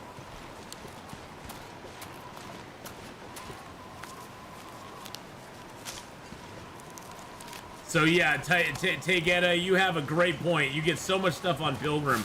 Heck, I find that I get too much stuff on Stalker, to be honest.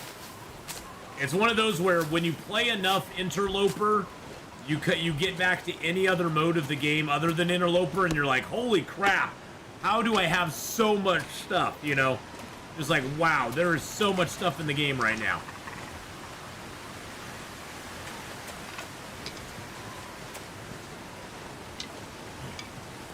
Not going to be able to carry this load for much longer.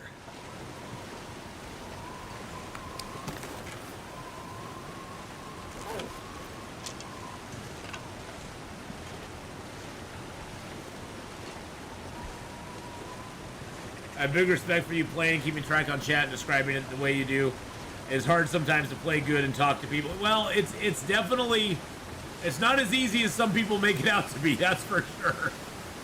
It's definitely something where you have to split your attention. And, you know, there's games I get super hyper-focused attention-wise. And so, you know, it's not always easy for me either.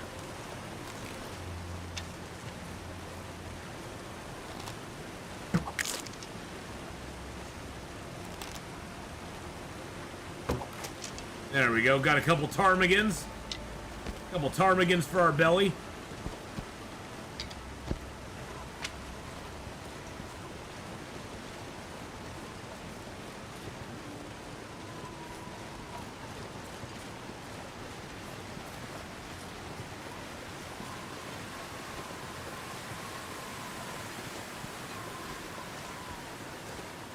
I don't think we can open the hood on this car.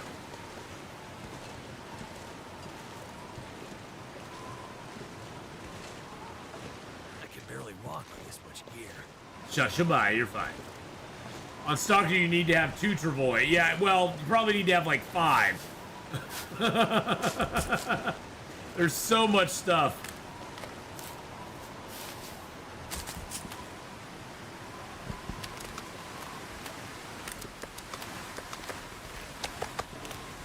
There we go. I'm going to drop all that there so I can run down here real quick. Are these cattails mapped out? Yeah, I pretty much got all the cattails mapped out, so we're good.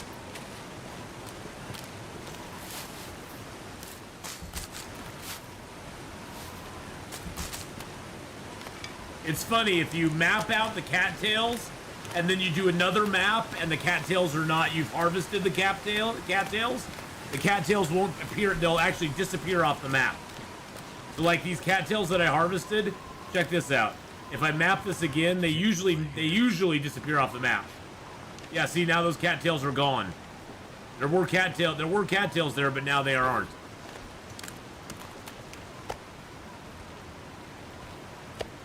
So if you pick the cattails or something like that, they will disappear off the map. I did not need that tinder there. Okay.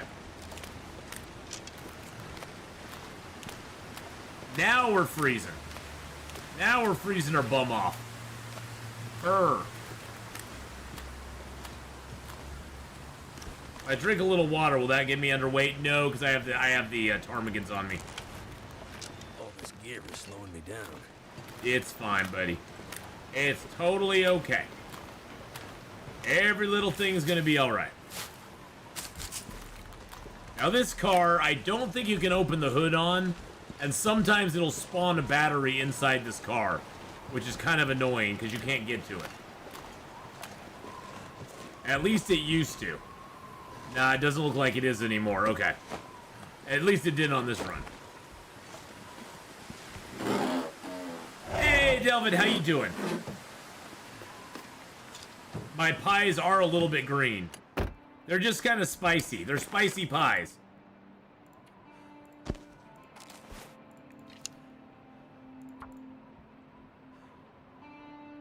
They are kind of spicy pies. Gunloper's hardest mode, guns and bullets are just too heavy. Gunloper's fun. If you've never done a Gunloper run before, I would highly recommend it. Gunloper can be a lot of fun. It's getting dark out here.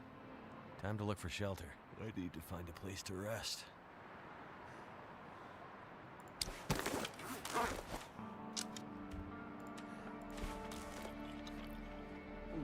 Let's eat up some food.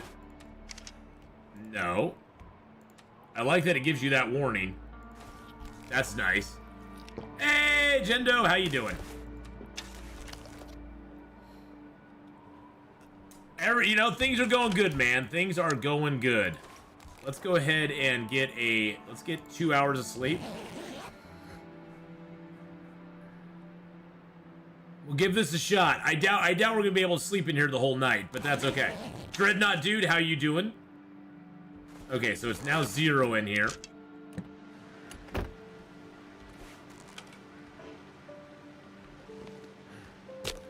if we can get a fire going here.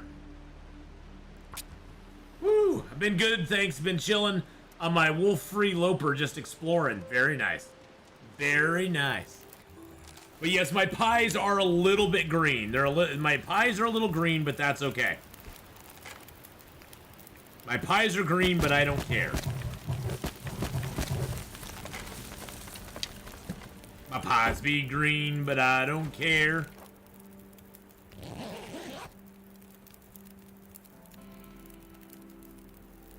You can do this in a car. It's a big risk.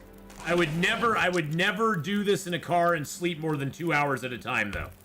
If you sleep more than 2 hours at a time, you risk dying. In 2 hours, even if my fire gets blown out right now, in 2 hours, I won't die in my sleeping bag. I'll get really cold, I might lose some health, but I'm not gonna die.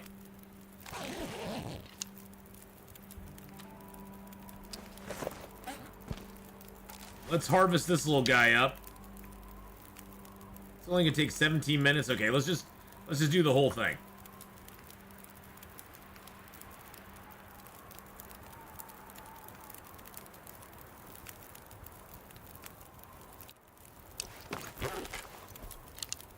It got a little windy outside, but it's still not like nasty. All right, let's see if we can together have a great day. Bye-bye. Think of the green as the frosting. Yeah, the green is just frosting. That's all it is. Let's make a little broth up if we can.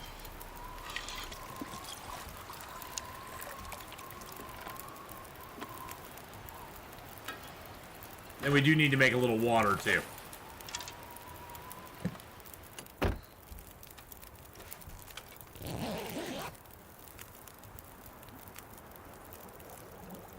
Bye-bye, take it. Have a great rest of your day.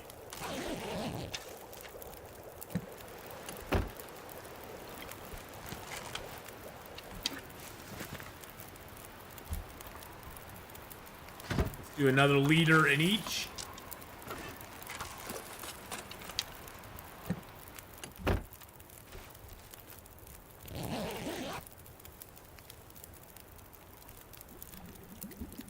Well, an interloper without wolves sounds like a fun thing.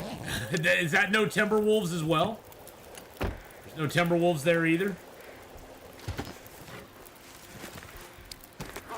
Alright, we're good on weight. Can I make... Hold on. Can I make another broth, or am I just shy? I think I'm just shy. Yep, I'm 0.6 shy of making another broth. So let's cook up our ptarmigan. And let's cook up our ptarmigan. Yum, yum. And then, you know, we have 2 birch bark, so let's make a... Let's prepare up a birch bark, and then we'll cook it.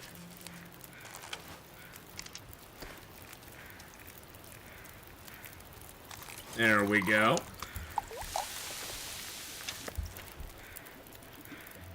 I like this. We're getting some stuff done. All right, so we got 1 minute till that's ready.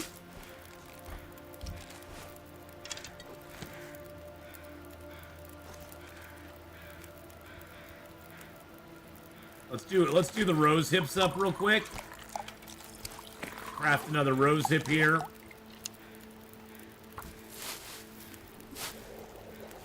We're taking care of business. And then we got decent weather out, so let's get some mapping done too.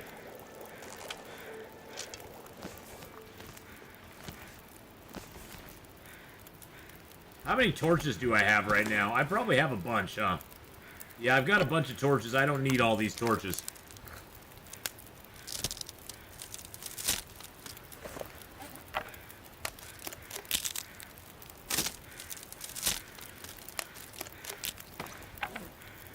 And I got 3 broken arrows right now, too, so we're going to break those down as well.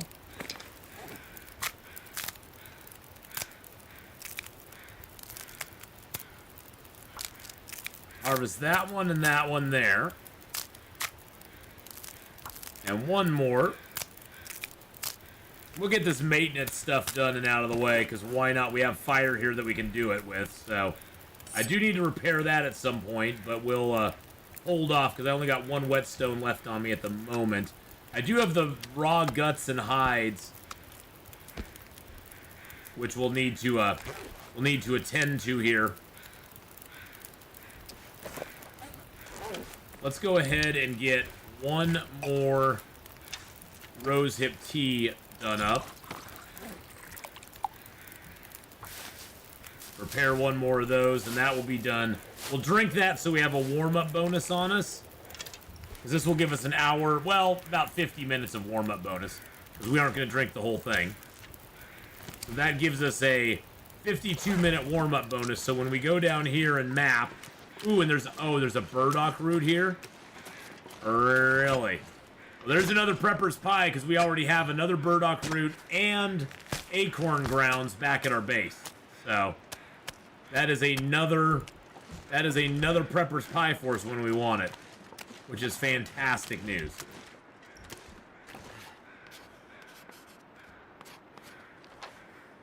Okay, so that's just opening up more of this here.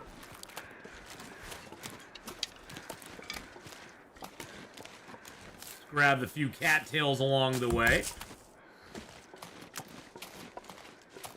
Now, it used to be this path long ago, when this zone was first introduced, this path would actually take you over to the Grey Mother's house. But it doesn't any longer. They blocked it off. They changed it around. But yeah, this path used to take you to the Grey Mother's house. This was sort of a shortcut to get over here. But now it's blocked off. This big stone block that's here used to never exist. This used to be all open up in here, and you could go straight through. But not anymore.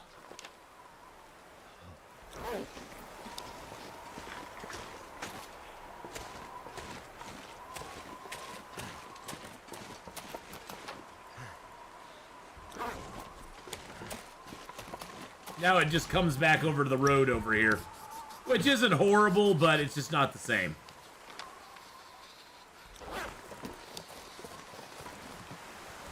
Maybe the moose will be up. Maybe the moose will be on the loose with juice.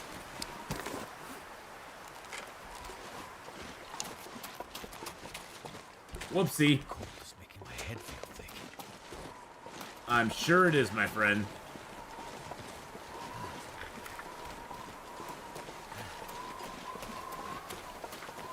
Yeah, we're gonna come back down here, dump off the guts and the hides, and some food stuff over here, and then we're gonna head back up, go through that cave, and go to the plane crash, and then circle around and go to the Grey Mother's house after that. We haven't even explored the actual town of Milton yet. I think we've only hit like 3 or 4 buildings in Milton so far. So we have a lot of mountain towns still to explore. We've not even been to the gas station yet. There's lots of places we've not even dipped our toe in yet in Mountain Town. I still see no moose over there. Excuse me. Rude.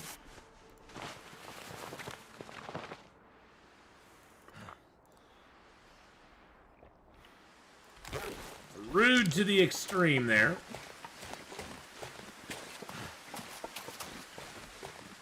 I'm going to kind of go up here. I think I'm going to try mapping here real quick. Okay, that gave us a little bit more. And then I'm going to map up here real quick as well.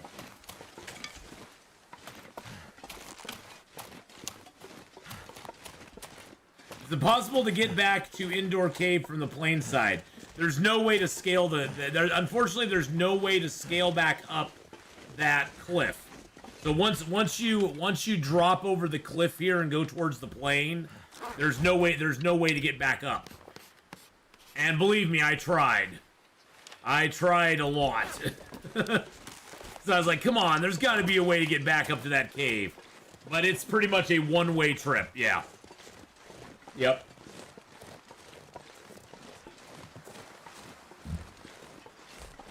Which is kind of disappointing, but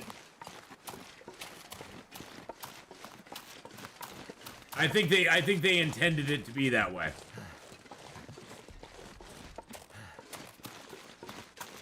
There is a way back, yeah, but it's probably really tough, and you got to do things with campfires and all sorts of stuff, I bet, huh? There's probably a way, but it's not an easy way. Would be my guess, Victorian.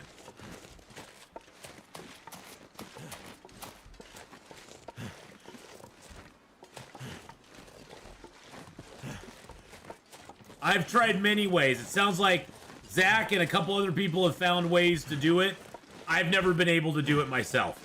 And honestly, I don't think it's worth your time. It's like, why would you want... I mean, if you make the mistake and drop down there, just go to Grey Mother's house.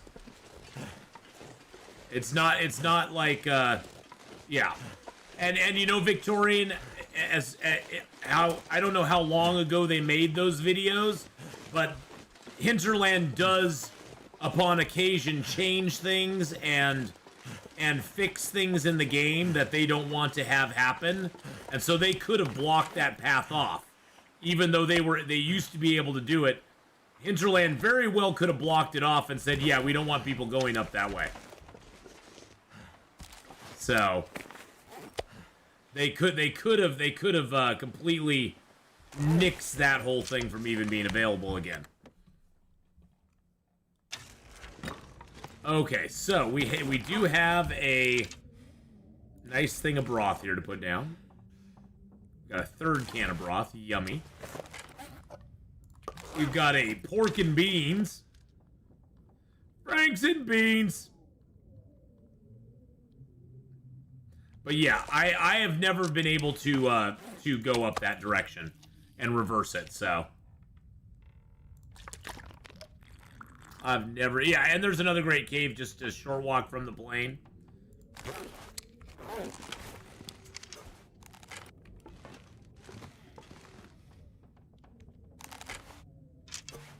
Hello, spray paint.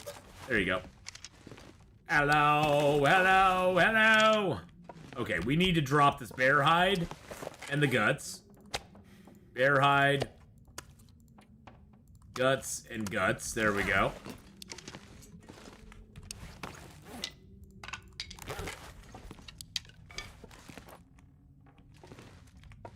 Oh yeah, there's people who go up Timberwolf Mountain without ropes. I just find that to be laborious and unnecessarily... It just seems unnecessary to me. It just takes a long time, and it just seems rather unnecessary when it comes right down to it. Which is, you know, hey, if you want to spend time doing it, go for it. I would not waste my time, to be honest. There's lots of ways to get up there that don't include having to, you know, do that. There's lots of ways to get up certain things. It doesn't, just because you can doesn't necessarily mean that you should.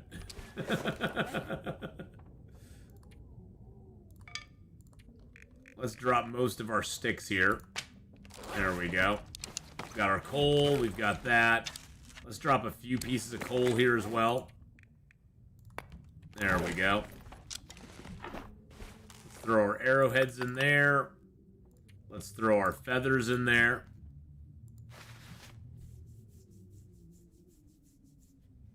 Fire tricks no longer available in game. One of the exploits developers removed. Well, that's good. I thought that was a goofy way to do stuff anyway. But there's certain things I've never even done because I'm just like, yeah, that seems a little manipulative. I don't mind if other people do it, but I'm just like, I don't endorse it or like put it out there as something you should try to do or aspire to do. But I'm glad the fire trick no longer works. That's nice. I'm actually kind of glad they removed that.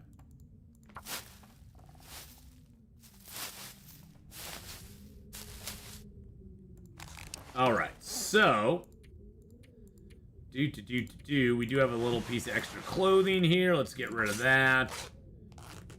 God, we are really super tired, aren't we?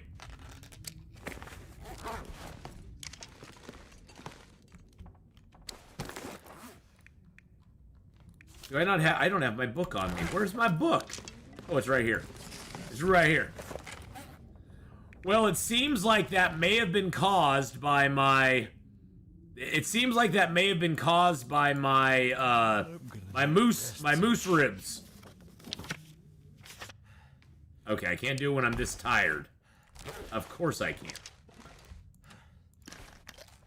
So, Giori, it may have been caused by the moose ribs, because after the moose ribs were healed, it no longer happened. Now, I'm not really looking forward to getting another moose stomp to see if it repeats, but if we get stomped by a moose again, maybe we'll check it out. I'm with you, but that trick saved me once I got stuck and got out only because of that trick. They should have a... I think they should put in some sort of emergency unstuck button. But it would have to be... I don't know how that would be implemented. An unstuck button can really be manipulated a lot just to make you sort of port across the map or whatever. But there's not a lot of places you can actually get stuck in this game. And generally, the people that get stuck probably are getting stuck in a place that they probably shouldn't be in the first place. A quick tutorial on how to shoot animals with a bow. I could show you that real quick. Yeah.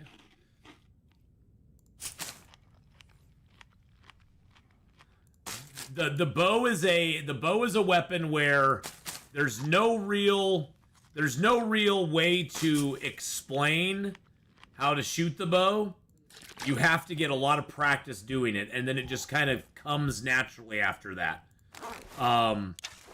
The bow in Long Dark has quite a steep, like, drop off, and your arrow drop is very extreme when you get out to shooting at something far away. Things that are close to you aren't that bad. You can kind of point and shoot. But even things that are close to you are kind of hard to hit sometimes. Oh, I'm not tired enough.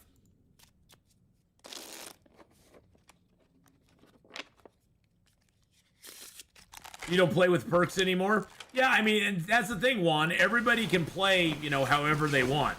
There's no I've done some no perk runs.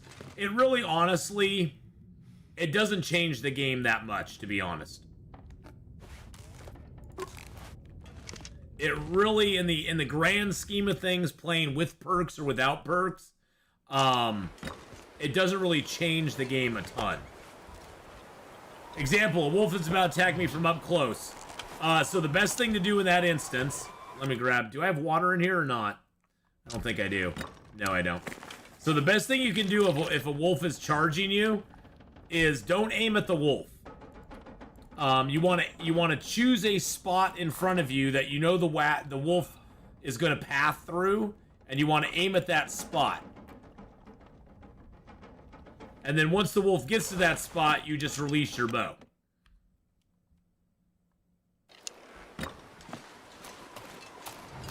So let's see if we can go find a wolfie boy here. Here, wolfie.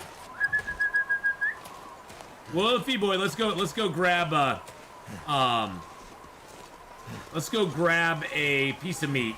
Do foot noises affect anything in this game? It's more proximity, Tala, that affects stuff. So your proximity to animals will generally affect you. Now, you can, with meat, you can attract wolves from a long distance away. Honestly, I don't know if there's any wolves down here right now. We'll see, though.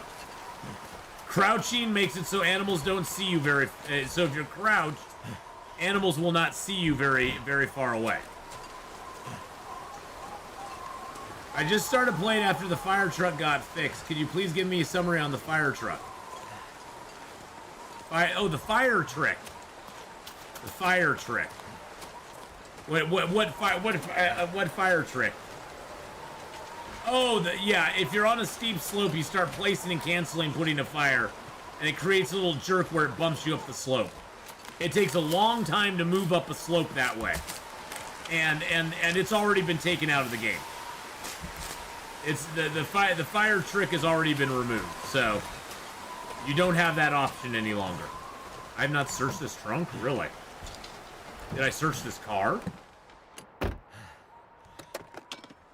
Really? I must have just opened the hood up and ran by. That's interesting.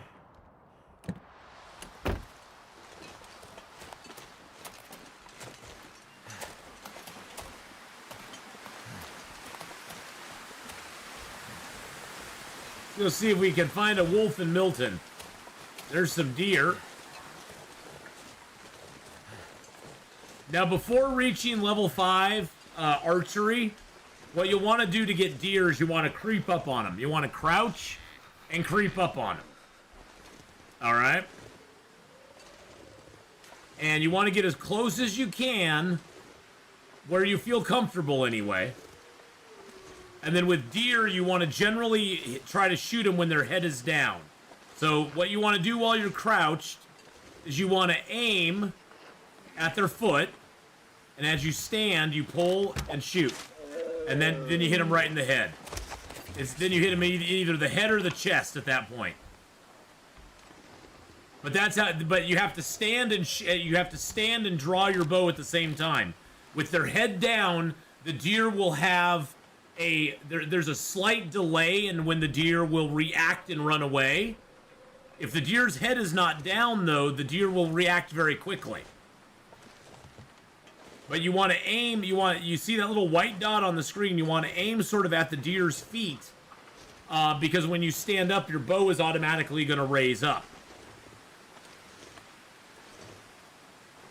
Let's see if we can get another deer here just to sort of reiterate it. Okay, so here comes a deer. Too cold to think. I'm going to aim right at its feet here. Got to keep my white dot on its feet. It's getting a little too close. Okay, here we go. So you get your white dot on the feet. Nope. It didn't put its head down. You don't want to do it if its head's not down.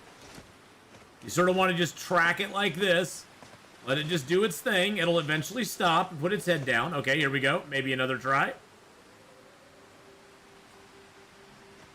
Nope. I mean, you can take the shot. Here we go. And see, that time it didn't even die.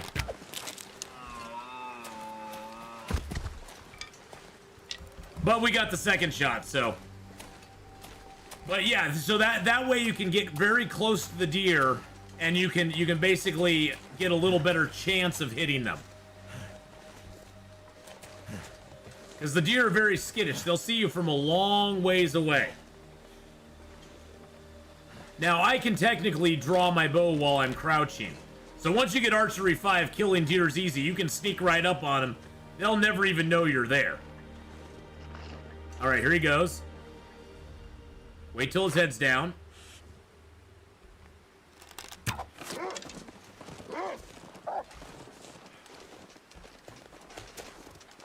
Are you really going to go after my deer?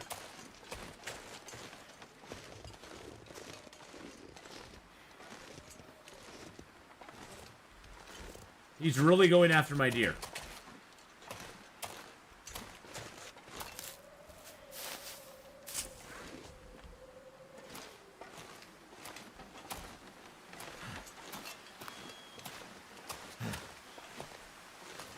Yeah, he's chasing down my deer. He's like, that's my deer, Atheenon. I want it.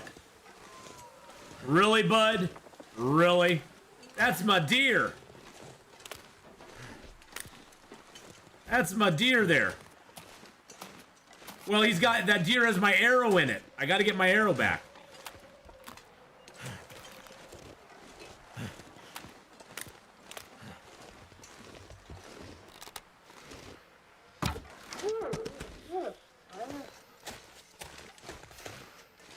Oh, look. The deer and the wolf are kissing. Isn't that sweet? The deer and the wolf are kissing because they love each other.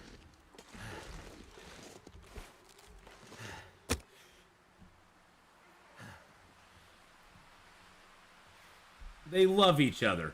Now we have no Maglins fire possibility.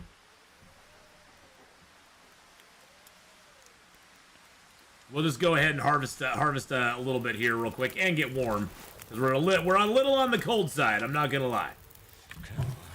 There we go. Let's get a little bit of food off that deer.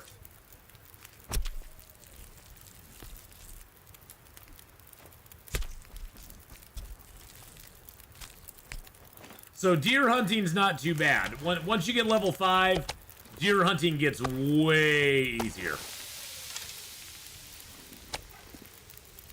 Way easier once you hit level 5. For level 5, you gotta sort of do the crouch thing and kind of manipulate it a little bit. But after level 5, you're good to go. You can crouch and shoot at the same time. That's why you want to read every archery book you ever find. You want to read all the archery books. You want to read all the. You want to make as many arrows as you can, because you get a skill up for every arrow that you craft.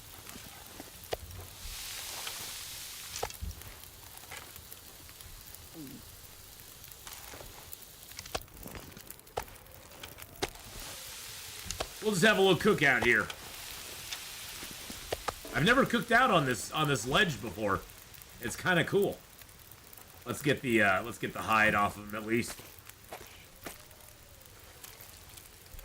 What button do you just push to drop the meat? That would be well, for me it's bound to the 3 on my keypad. That drop, and it's not dropping the meat. What it's doing is that drops bait. Anything on your person that can be counted as bait is dropped when you hit number 3. So you can quickly drop bait, which includes guts. It includes meats, anything with meat in it. You can just hit number 3, and you can drop any of that stuff onto the ground very quickly.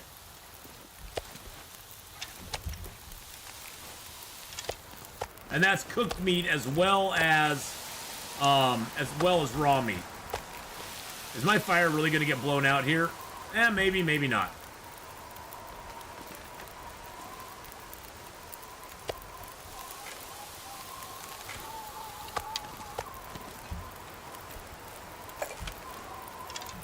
Get a little bit of water going.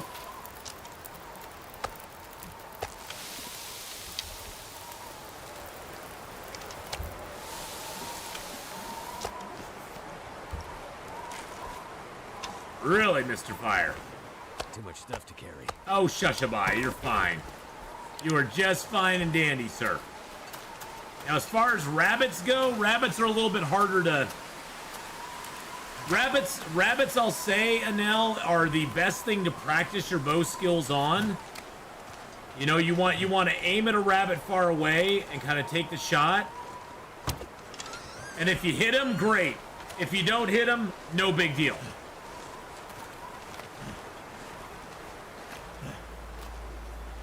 So if you hit the rabbit like we did, fantastic. You got yourself a dead rabbit. If you don't hit the rabbit, guess what? Rabbits don't attack. Rabbits don't attack you, so they'll just run away, and we're in the worst case. Let's go see if we can find a wolf over here by the farmhouse. Sometimes there'll be wolves over here, so... We got this mapped over here, right? Yeah, there's the church and all that.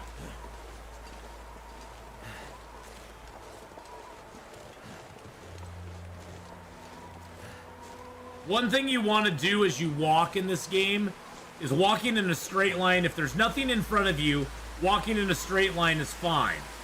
If there's lots of trees and stuff around, you kind of want to walk forward, but strafe from left to right, because wolves can hide behind those trees. And if you go ahead and kind of strafe as you walk, you'll be able to make those wolves have to angle into you, and you'll be able to see them better.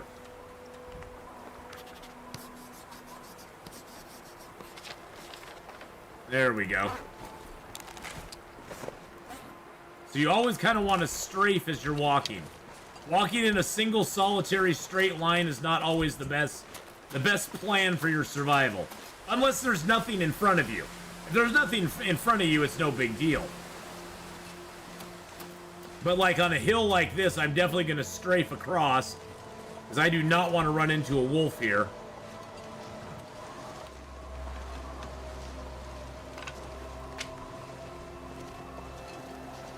It's the same for bears, yep. The bears can hide really, really well. Like, the bears can hide super well behind stuff.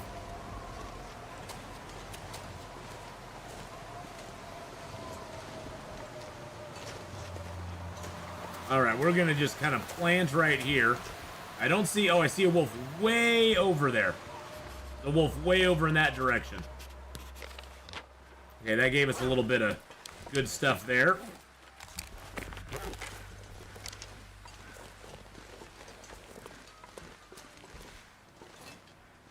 See if we can get a wolf here. Oh yeah, there's several wolves over here. There's one right on that hill over there. And he smells us. There we go. Come on over, buddy. So, once they've barked, they are now locked onto you. What you want to do is you want to pull your bow before they charge you. That'll force them to charge. Then you draw your bow. Wait for them to come across where your arrow's pointed at, and you just shoot. But you don't want them to charge you without you initiating it. You want to initiate it because what that does, it always takes a while for the wolf to find his pathing for him to path to you in a straight line. And it doesn't 100% work. Sometimes it still will fail. There he is. But you've got a lot better chance if you draw your bow early, draw it, and sort of aim in front of you, and just wait for him to come across your bow area. You don't want to be, I guess what I'm saying is you don't want to be trying to track the wolf. You don't want to be trying to hit the wolf. You want to hit a certain spot in front of you, and when the wolf crosses that path, you just shoot. And that's the best way to take him out. And yes, you can, once you've had your bow drawn, you can sometimes, if the wolf's not like, if he's kind of going at an angle, you can back up as you're walking, as he's charging you, and that will straighten him out sometimes as well. Yep, so you just want to aim in front of you and wait till he crosses the path. That's the best way to make sure that you don't get ganked by him. Because otherwise, he can do all sorts of funky stuff to you. It's the old idea of you make him come to you. You go, no, Mr. Wolf, you do not get to just, like, run wherever you want. Oh, it's still, human being, it still scares the crap out of me some days. It still makes me nervous seeing that wolf charging at me. I've gotten a lot more comfortable with it, but believe me, it still is kind of nerve-wracking. Because sometimes the wolves will almost put on afterburners, and they'll come at you a little quicker than you thought they were. And it's like, holy crap, he's charging me really fast. And so you have that panic shot, you know?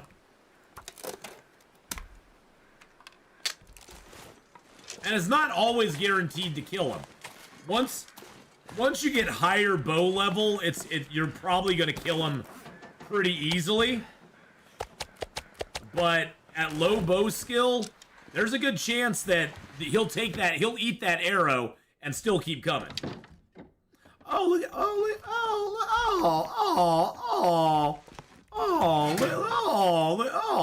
all the stuff we have here. Look at all this fun stuff we have here. Oh, look at all the firewood we got here. Oh, yeah, look at all that. Oh, look at all this water we got here. Thirsty? Have a little bit of water.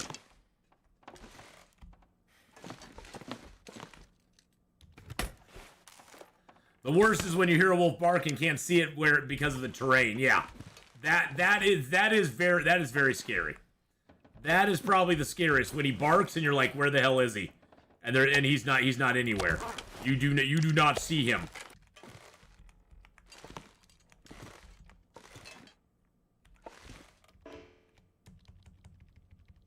Come on, go down. Come on.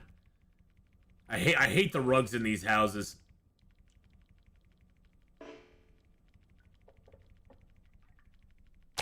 There we go. Finally. I just had to spam the drop button until that thing would actually drop on the ground. It's like, really? Seriously? Oh, I got that piece of rotten meat on me. Let's throw that outside. And then, you notice how I didn't touch those wolf corpses? I just picked my arrows up and left. If you leave a wolf corpse out on the ground, it takes it longer to decay if you do nothing to it. So my best advice is leave the wolf corpse out on the ground. Don't do anything to it. And it will take quite a while to decay. And then the next wolf will not start. His respawn timer does not start until that current wolf corpse is gone. So you can basically delay the wolf respawning quite a bit if you go ahead and just leave the corpse alone. So if you just are like tired of having to deal with the wolves all the time, if you leave the corpse, you're good to go. It'll probably be 6 or 7 days before that wolf will even respawn. Because it'll take 3 to 5 days for him to despawn. It'll take him a few days for the next one to respawn. And by that time, you're probably moved on and gone away from the area anyway.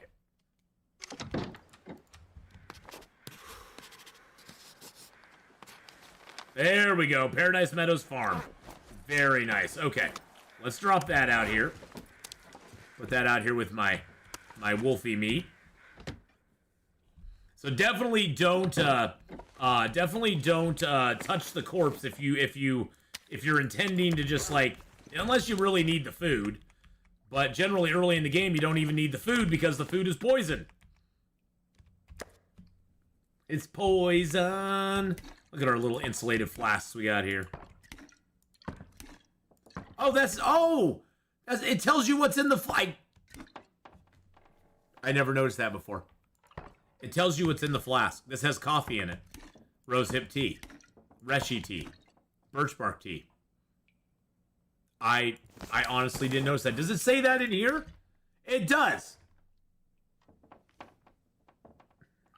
Wow. Wow.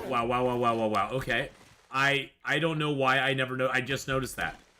I freaking just noticed that. That is pretty damn cool.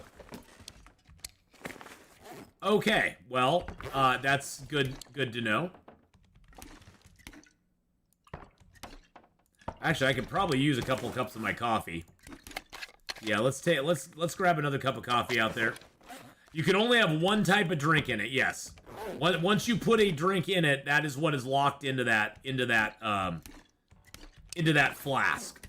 Like this one can only have mushroom teas in it. This one can only have rose hips in it, which I'm going to add a couple of those to it. And yes, I have my tiny teas in here. I have 46 rose hip teas in here that I can use for medicine. I have 39 mushroom teas in here that I can use for medicine. So, yeah, I learned something. That's my new thing I learned for the day, which is pretty damn cool. The thermoses actually tell you what's inside of them. I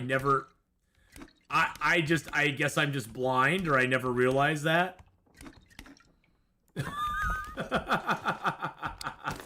That's awesome. That is awesome. I love it. Let's harvest these arrows up. So yeah, that's wolves, bears, wolves, and deer and rabbits. Sort of how you use your arrows against them. Rabbits are the easiest because you can just take 15 shots at a rabbit and it won't it'll never attack you. So it's not like you have to worry about a rabbit. If you miss, it's gonna be like, I don't like you anymore. At least it's not in the game yet. So hopefully they don't add like rabid rabbits into the game. But yeah, and early in the game you use stones on rabbits.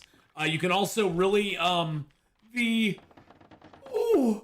in the game the fire hardened arrows are great because the fire hardened arrows save you on arrow wear. And all you need is some feathers and sticks at a fire and a knife, of course. And you can make fire-hardened arrows, which help you out a lot early in the game. Yeah, the Monty Python rabbits have fangs. Hey, Cindy. Hello. How are you doing? Grab a couple liters of water. Do I have anything to fuel this lantern up with? I think I have I have 0.1. 0.1. Fire arrows, making them does not level archery. Shooting them and hitting with them does level archery. So if I take a 0.1 Reshi tea, does it still count as a daily dose? Yes. So the way teas and coffees work, mushroom and rosehip tea, you get the medicinal benefit when you finish the tea. So it'll act as a painkiller or an antibiotic when you finish it. Birch bark teas, coffee, and herbal tea, the more of it you drink, the more benefit you get. So you want to finish those. You want to finish those off. Those ones you want to use up the whole thing in one big gulp. But with the mushroom and the reshi teas, you can drink those early in the game, and that way you can have the calories and the water, and then you can save the little tiny 0.01s, and that gives you the medicinal benefit in the future. So, been helping my husband getting his channel going. He's figuring out new recipes now. Nice, Cindy. Well, if you got a link for his channel, let me know. We can throw it up in chat. So, Brian, how you doing, buddy? How's it going?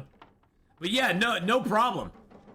Ignacio, it's no problem at all. Yeah, it's a good question.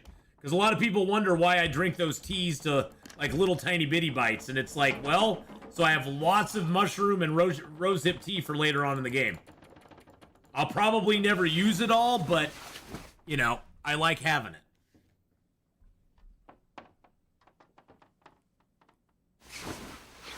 Oscar is his handle. Okay, excellent.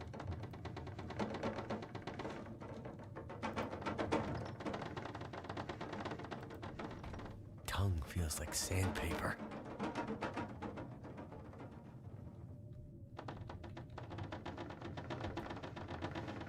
There we go. We can give him a little shout out there. Go check out Oscar, boys and girls. Go over and give his channel a follow. I'm going to go give his channel a follow right now. Oh, I've already followed him. And he is live right now, doing some Long Dark as well. So go give him a follow, boys and girls. Give him some love.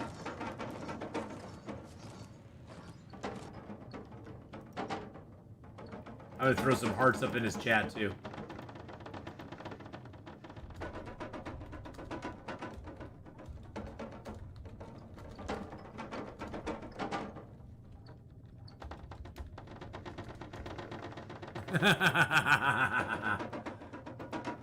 I just wanted to drop by and say hi to him real quick. There we go. That was my fun for the day. Buttworms were no fun. No, buttworms are no fun. Buttworms are not fun in the least little bit. All right, so sounds like a pretty nasty storm's going outside. So let's grab some cloth while we're here. Hopefully this storm will pass soon. Grab this cloth here too. Get a little more cloth over here as well. Are we playing much longer? What goals do we have left in this episode? We've got about another half hour to go on Long Dark. We have a pretty decent map of Milton or Mountain Town going on right now. We do need to travel over here and get the get this area kind of mapped up, because we got to get the map up area into Mountain and Mystery Lake taken care of. And we also need to go over here to the plane crash. So we need to, I'm going to head up from here and go over to the plane crash area. And we're going to do that. We may just walk right up into Milton. May just walk right up into Milton and go to the plane crash. That might almost be easier than going through the cave again. But the cave, there's lots of food on that side. Lots of bear meat. So, sounds like the storm passed, finally. Which is good. Got some cloth on me. Let's get our old crappy bow out. You know what? Actually, I think I'm going to leave this other bow here. I have this brand new bow, but I don't really need a brand new bow on me. This bow's still at 40%, so it's got a little life left in it. It's got a little bit of life left in it. So let's grab some charcoal real quick. There we go. How much charcoal did that give us? So we got 15 now. Nice. Nice! We got some food now here, which is also good. Get our bow out. Not that. I wish they'd fix that bug. Alright, so there, we're right here. It's got all that there. Yeah, we've mapped all that up good, so. Just learned about those venison pies. Oh, the venison pies are so good. Oh, I totally get that, man. I had real life stuff going on yesterday, Brian, so I totally get the real life mission stuff. I had a real life mission that took me 4 hours away from home and then 4 hours back yesterday, so it was a very long day in the car for me. Hey, John Me, hello, how's it going? But we did finish up Hush River Valley to my satisfaction anyway. There's this little part down here that's kind of hard to map, but we got all the landmarks and everything. And that's what's important, you know, getting those landmarks is what's important. So, and then what do we have left here in Mountain Town? We only got the crash plane, the hermit's cabin, and the cave system. The cave system to still map. And that's the one to Mystery Lake. The hermit cabin is down in the basin, and the crash plane we just haven't been to yet. So we ain't been there yet, so we can't really map it quite yet. Look at all the cattails up this river, though. Look at all those cattails there. Oh my god. Oh my god. Let's grab some birch bark. Thank you.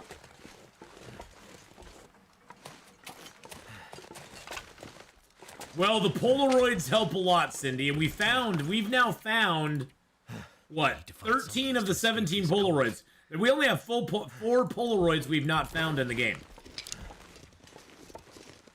Is that it? Is it only 4 Polaroids? Because there's 2 in Forsaken Airfield.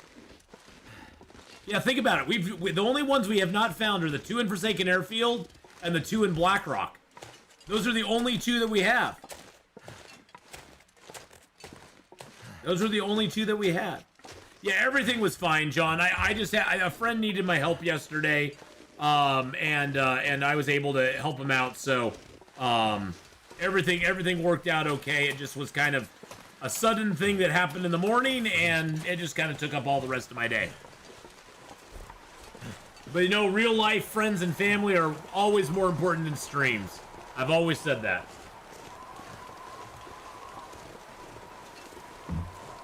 We'll always have more streams, real life friends and family. You don't know how long you have with them, you know?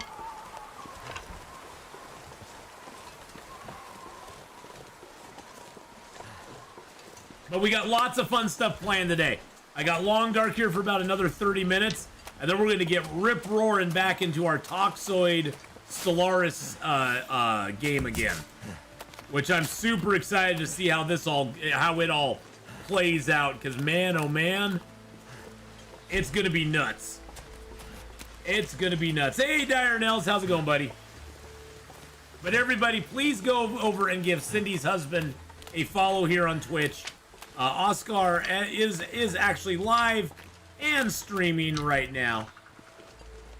Go give him some love, and some support here. Absolutely.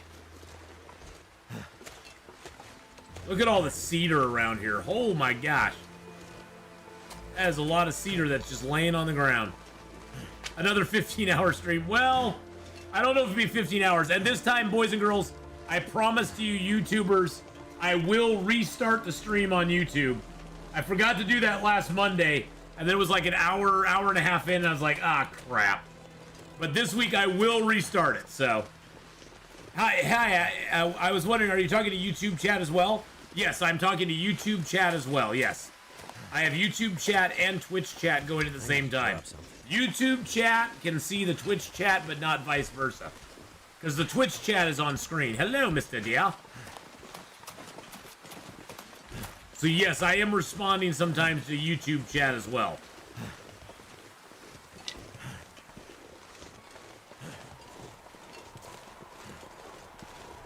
Which I know can, yeah, you're not going crazy, no. You're not going crazy. Unfortunately, Twitch does not let me put the combined chat up on the screen. So, and then I have the side of streaming that is often kicked to the curb. Yes, Wait and See, it often is. How you doing, Wait and See? I hope you're having a great day. Thanks for joining us over on the Kick side. We're also live on Kick, boys and girls. We have Kick going on as well. Let's get inside and get warmed up. Warmed up. I need 2 arrow shafts. I need 2 shafts.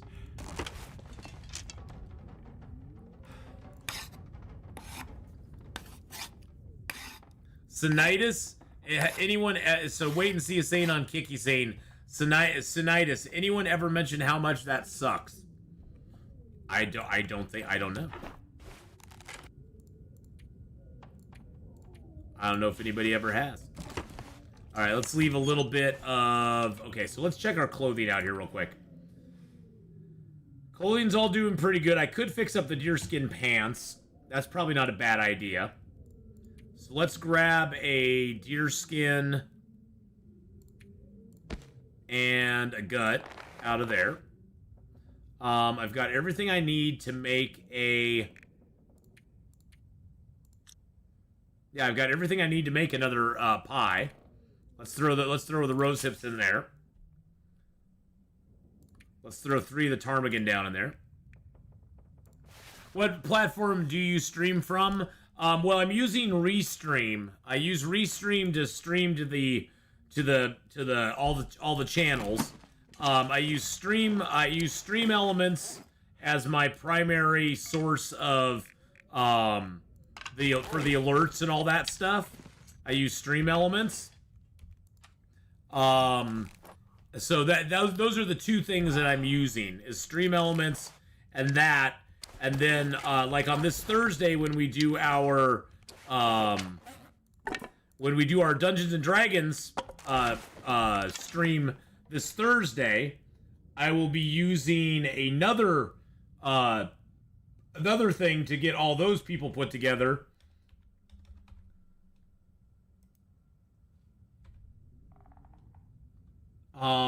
And let's see, where is that at?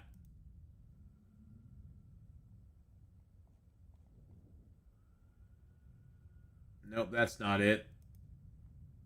I use another thing for that, which I always have to look into because I always forget what it was. Oh, Video Ninja, that's it.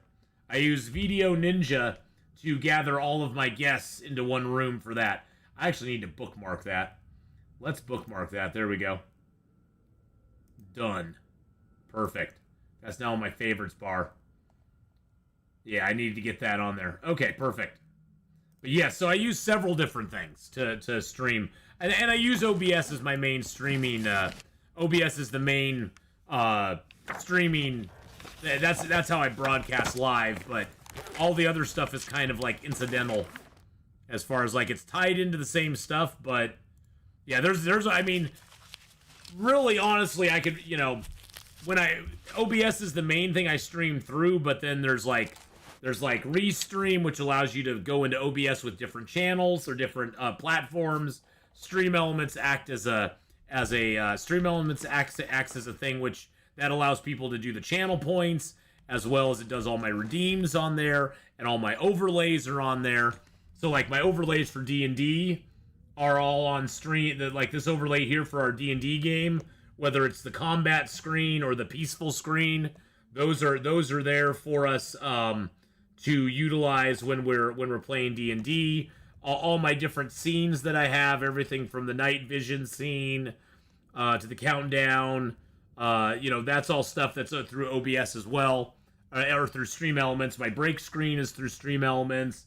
I got my little chat screen, which is through Stream Elements as well.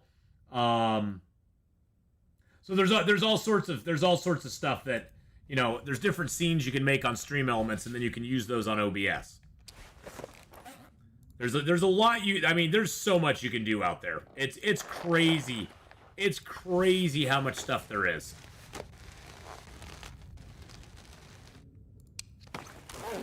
And believe me, I'm using like a fraction of what you can use out there, because I'm not real technologically inclined.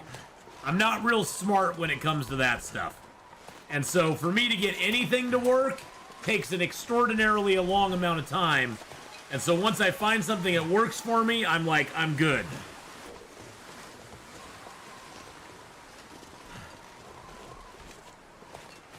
You can confirm that static project? Yeah. There's a lot of stuff. Let's see if the moose is up. Mr. Moosey! Oh, Moosey, I'm home! Oh, Moosey!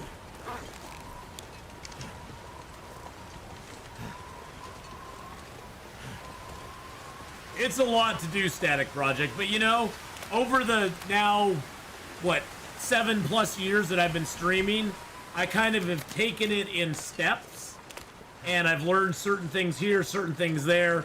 I got my Go XLR soundboard set up, then I got my Stream Deck. I worked through doing several different things. I didn't do it all at once, that's for sure. I took it in baby steps, so it was a little bit easier to learn the stuff as I went. And I have a friend who does who's very good at technological stuff, and that helps a lot. That helps a lot. If you have somebody who can help you with stuff when you get stuck, that is a wonderful thing. You got to get a Stream Deck still.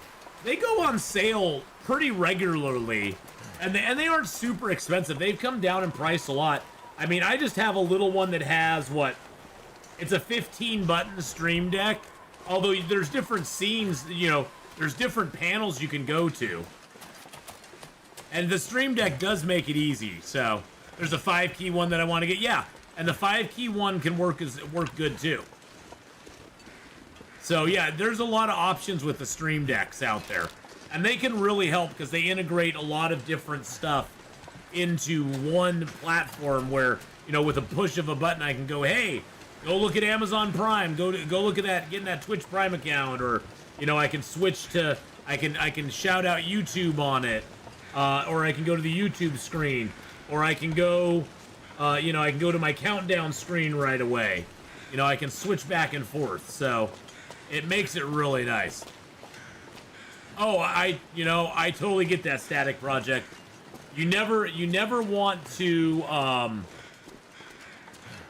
you never want to I've always cautioned people who want to start streaming. I always caution them to not overextend themselves and just put a lot of money into their stream right away. Because, what happens if you get 2 months into streaming and you're like, I really just don't enjoy this that much. Which I know streamers that have had that happen, where they get a few months in and they're just like, I'm not having as much fun as I thought I was going to. Whether that's, they're unhappy they don't have a lot of viewers, or they're just unhappy with the experience they're having, or it's just too much stress on them, or whatever it is, and then they've spent thousands of dollars and they've got nothing for it. I'd say start streaming with whatever you have. I started streaming with a basic headset that had a microphone on it, a computer that had no graphics card in it, and a very crappy webcam. It's what I had at the time. It worked for me. I was like, okay. So, you can start with very basic stuff if you want to, and then work your way up. And then slowly over time, you can build your system better. You can get more gear. You can buy a piece. You can keep your eye out for sales. You can go wish list stuff on Amazon and be like, ooh, I'd really like to get this, or on Newegg or wherever you buy your stuff at. And then as a sale happens, you can be like, ooh, that went on sale, I'm gonna pick that up. Or ooh, this went on sale, I'm gonna pick that up. And so, I'm a big bargain hunter. I don't like paying full price for stuff. So if I can get a deal on something I've been wanting for a while, I'm like, yes, I'm gonna go for it.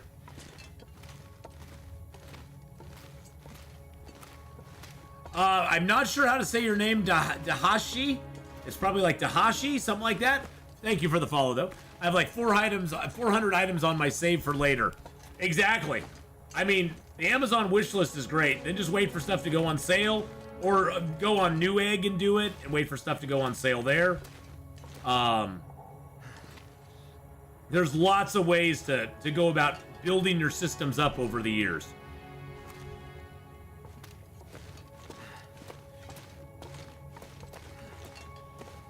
Because, I mean, like I said, when I started, I was using my old computer down here, which had an i5 processor and had a built-in, I was using the integrated graphics of that processor to stream. And then I put a graphics card in there, and then I upgraded and I built my next computer, which had a 1080. I made it a 1080 graphics card with an i7, and then I built my next computer a few years after that, which upgraded me to the i9 with a 2080 Ti card in it. Making me feel tired. So, you know, it's one of those where over time I was able to slowly get a better and better computer and get a better setup, and now I have a streaming computer that all it does is stream games and run all the background stuff. And I have my gaming computer, which all it does is run the game. So I generally can run the games way better than I was able to before, because I'm not dependent on, you know, the gaming computer to do anything else other than run the game. Which is a very nice feeling to finally be there. But, you know, that took me from 2016 to late 2020 before I was there. That was over the span of about 4.5 years, almost 5 years before I actually, you know, was to that point. So it takes a little while. I have a headset now. I'm buying a used mic from a friend for 20 bucks. He'll do for now, and I have a webcam. That's okay. Yeah, I mean that's all you need. That's all you need. And I mean, now I have a separate microphone.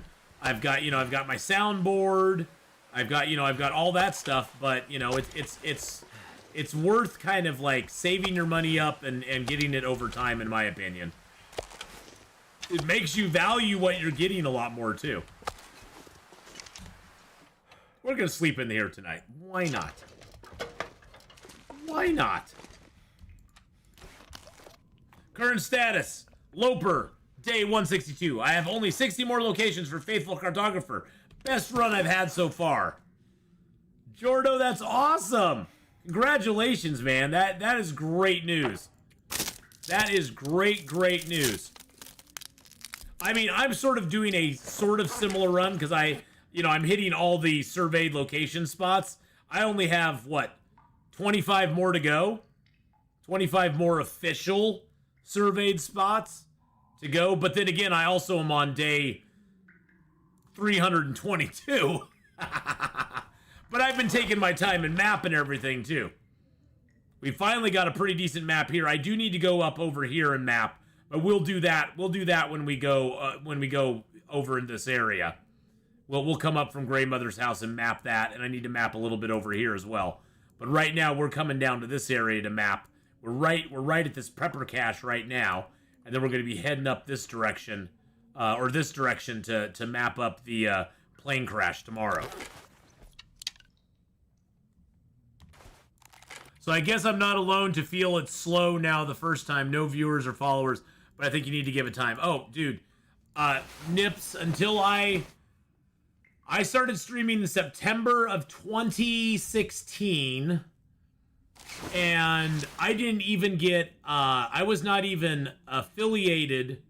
I didn't even get affiliate till, I think, June. It was either May or June of 2017. Water. So September, October, November, December, January, February, March, April, May. So about 8 months after I started streaming, I finally got affiliate status.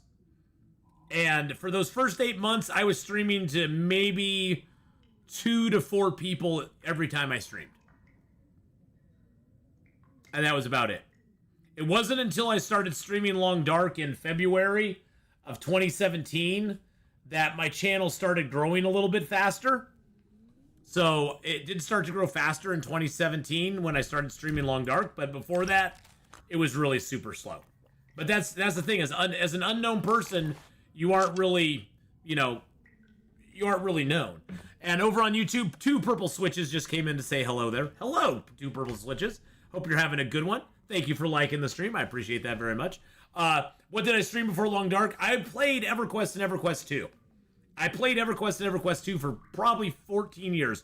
From year 2000 to about 2014, that's all I played. Other than I played a little bit of Star Wars Knights of the Old Republic. I played some Halo and Halo 2. But I didn't, that was just stuff that I kind of did because my kid had an Xbox. But EverQuest and EverQuest 2 were my main games back then.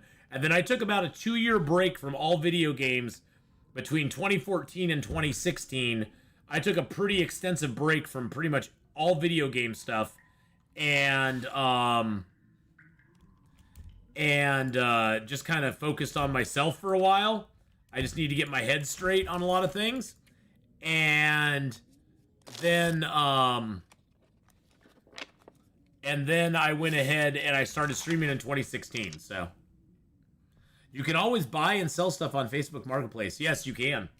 There's a lot of stuff on Facebook Marketplace you can buy and sell. It's almost become like the new Craigslist, It's almost become like the Craigslist that everybody uses now.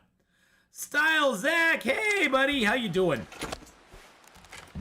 And the Long Dark community is great, man. The Long Dark community is awesome. And if you guys don't know who Style Zach is, you gotta go over and give Style Zach a follow, boys and girls. You gotta go give Style Zach some love. He's got so much good stuff on all of his channels. I've appeared in many of his little compilation videos. You probably know Style Zach, Zach Nefren's channel over on YouTube. I'm gonna put it up in both YouTube and on Twitch. So go check him out. Give him some love. How you doing, Style Zach? I hope you're having a great time, man. Hope you're having a great time. Hope you're having a good day. We are doing this is our long-term mapping run. When the file purge happened, we lost all of our runs. Athenon's my secret ingredient. I'm like that little secret, but you don't want to use too much, Style Zach. You sprinkle it in, and that's all you need. That's all you need. You don't need to put it in there too much. You put too much in there and it gets a little, that's when people start, a little much, but you sprinkle a little of it in there and it's just perfect. But Zach, I hope you're having a great day, man. I hope you're doing well, buddy. You use it sparingly and you keep it rare, exactly. Exactamundo. Now, Style, I know, Victorian was saying, a way to get back up here. I've never been able to find a way back up this place here. I've never been able to get back up this place. I've tried so many ways. I just don't know how to do it. I don't usually worry about it because for me it's a one-way down and I suck it up and do it. I just suck it up and do that and I don't try to get back. I don't try to get back up there or nothing. But I've never really... Oh, and then see, I broke my wrist. That's always great. Thanks, game. Thanks. Thanks a ton. Jeez Louise. And we're cold already. Let's get our bow out. Snow's out, bow's out, baby. Let's go to the plane crash. We got about 10 minutes before we're going to be calling it for the day. Look at all the rabbits here. This place has so many freaking rabbits. So many rabbits. Oh yeah, you guys run to the wolf. You guys be my distractor. Yeah, you be the distractor. You get the wolf. There you go. And then we just snipe the wolf. There we go. Boom, baby.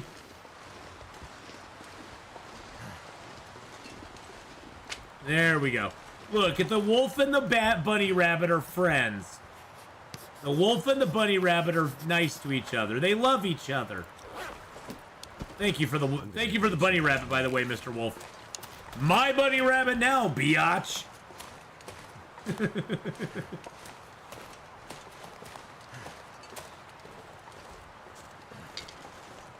I think you need to start from the wing part. Oh, okay. Yeah, I've never worried about getting back up over there again, so. I gotta work an hour. See you later, Atheenon, everyone. Hey, Psychotic Deer, have a great one, man. Death from above, baby. Yes, John Me. It's death from above. Here is the plane crash. Oh, did it not show up? Did not show up? Why? Excuse me. Rude. Rudeness. Get our stem for sure. Now, where is this beautiful, lovely thermos?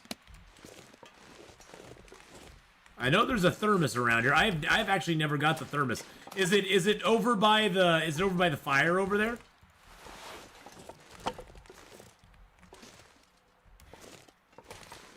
Can I get up in the plane? No, I can't.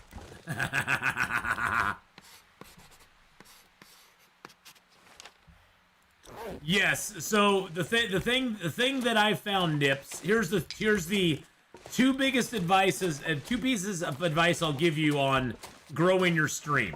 And this is from a complete schlub who's not that great, because it took me a long time. So, the two biggest pieces of advice I can tell you about growing your stream is, especially when you're first starting out, you want to be very consistent on when you stream.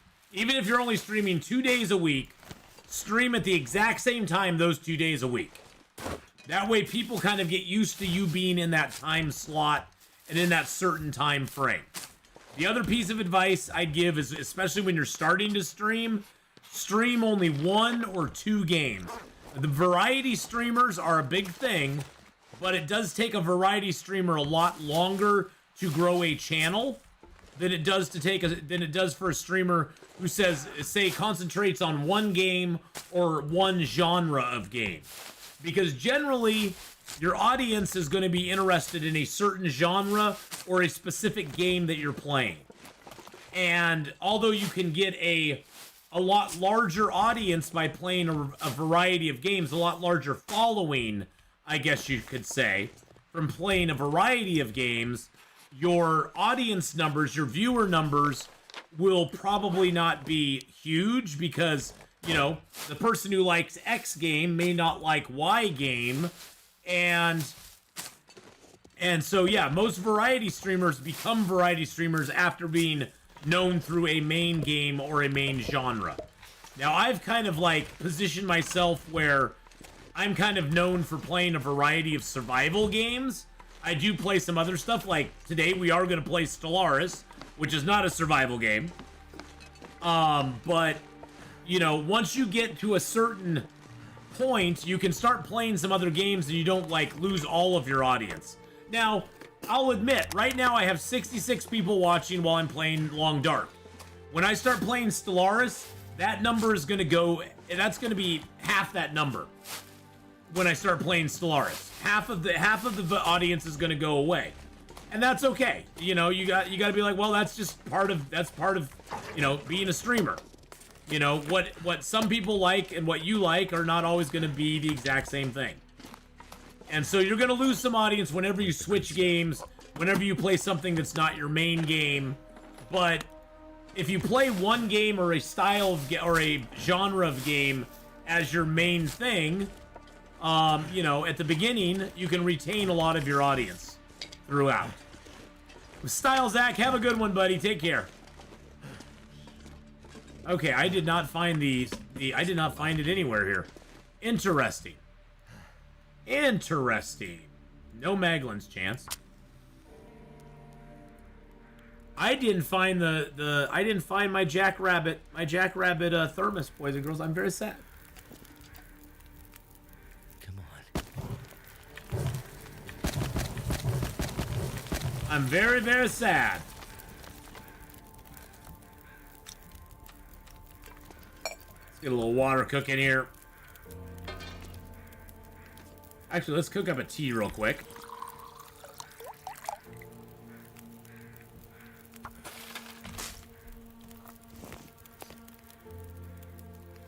Oh, we can do a prepper's pie. Nice.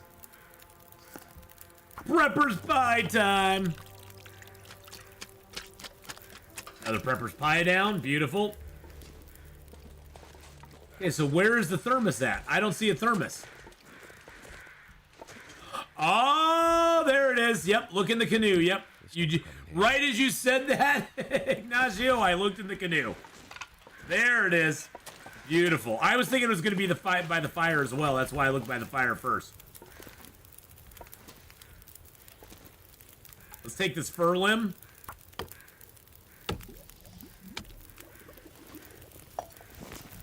There we go. That gave us a little extra firewood here. Beautiful. I like it. Liking it. Got a rabbit to harvest up. Actually, let's go ahead and drop this food. There we go. Get Mr. Rabbity harvested up here. Get that little bit of meat off him. There we go. Yum, yum.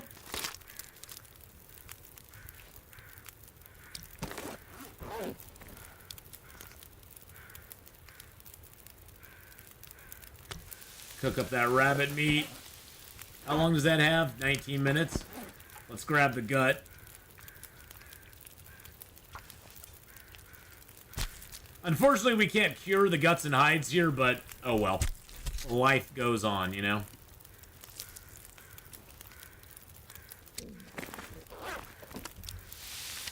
We'll eat the rabbit meat down because, you know, we might as well. And then we'll eat it. We'll eat a piece of the bear meat down. Yum, yum.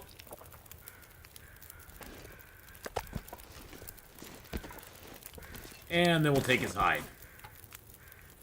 We'll do that with our hands, though, because it takes just as much time. The dream with the stream would be to have it as a work. I would love to stream for a living. I don't need a lot of money or fame or riches, just a decent living.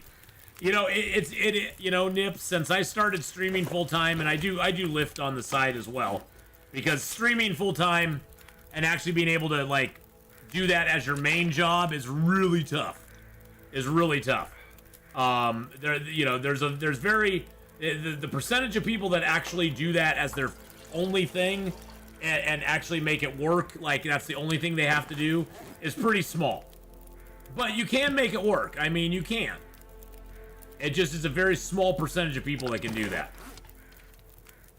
And I'm not one of them. I mean, I've made streaming my full-time thing, but it's also my, you know, it's my main thing, and then I have a side gig on the side because I need to make a living and do that. So let's craft up as many rose hips as we can. Playing Project Zomboid while I listen to the stream. The music is conflicting. The music conflicting is hilarious, Dennis. Yeah, I would imagine that would be. I would imagine that would be kind of a wild to be listening to both at the same time.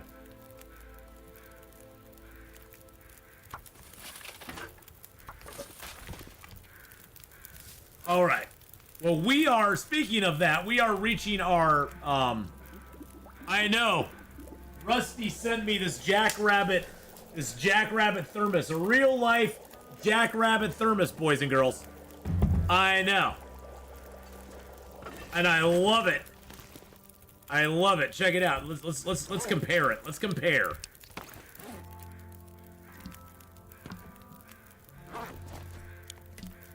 See, look at that. I got my own Jackrabbit thermos and Jackrabbit thermos. I've got it. I've got a Jackrabbit thermos and a Jackrabbit thermos. And this beautiful picture by Justin back here. I got all my goodies. Got all my goodies. All right, well, boys and girls, we are at the end. Oops, we are at the end of our time today for Long Dark. We will be back tomorrow. We'll be mapping up more of Milton. Is that from? No, that was sent to me by a viewer. Static Project. A viewer made that. A viewer custom made this for me and sent it to me. It's a custom job. It's a custom job, which I thought was just so freaking cool. So we are going to be leaving off on Long Dark. I'm going to be taking about a 2 minute break. I got to use the bathroom, get a drink, and get a snack. I'll be back. We're going to be back with some Stellaris. I will remember to start it back up on the YouTube side today. Sorry I didn't do that last week, but I will remember to start Stellaris back up on the YouTube side. We'll be going on with our Toxoid series. It's all up on YouTube at this point, no matter what. So YouTubers, I will see you in like 4 or 5 minutes. Thank you so much for watching on YouTube, by the way. Thank you for all the likes and all that stuff, the subscriptions and everything. We'll see you next time for more Long Dark, unless you're coming back for Stellaris. So.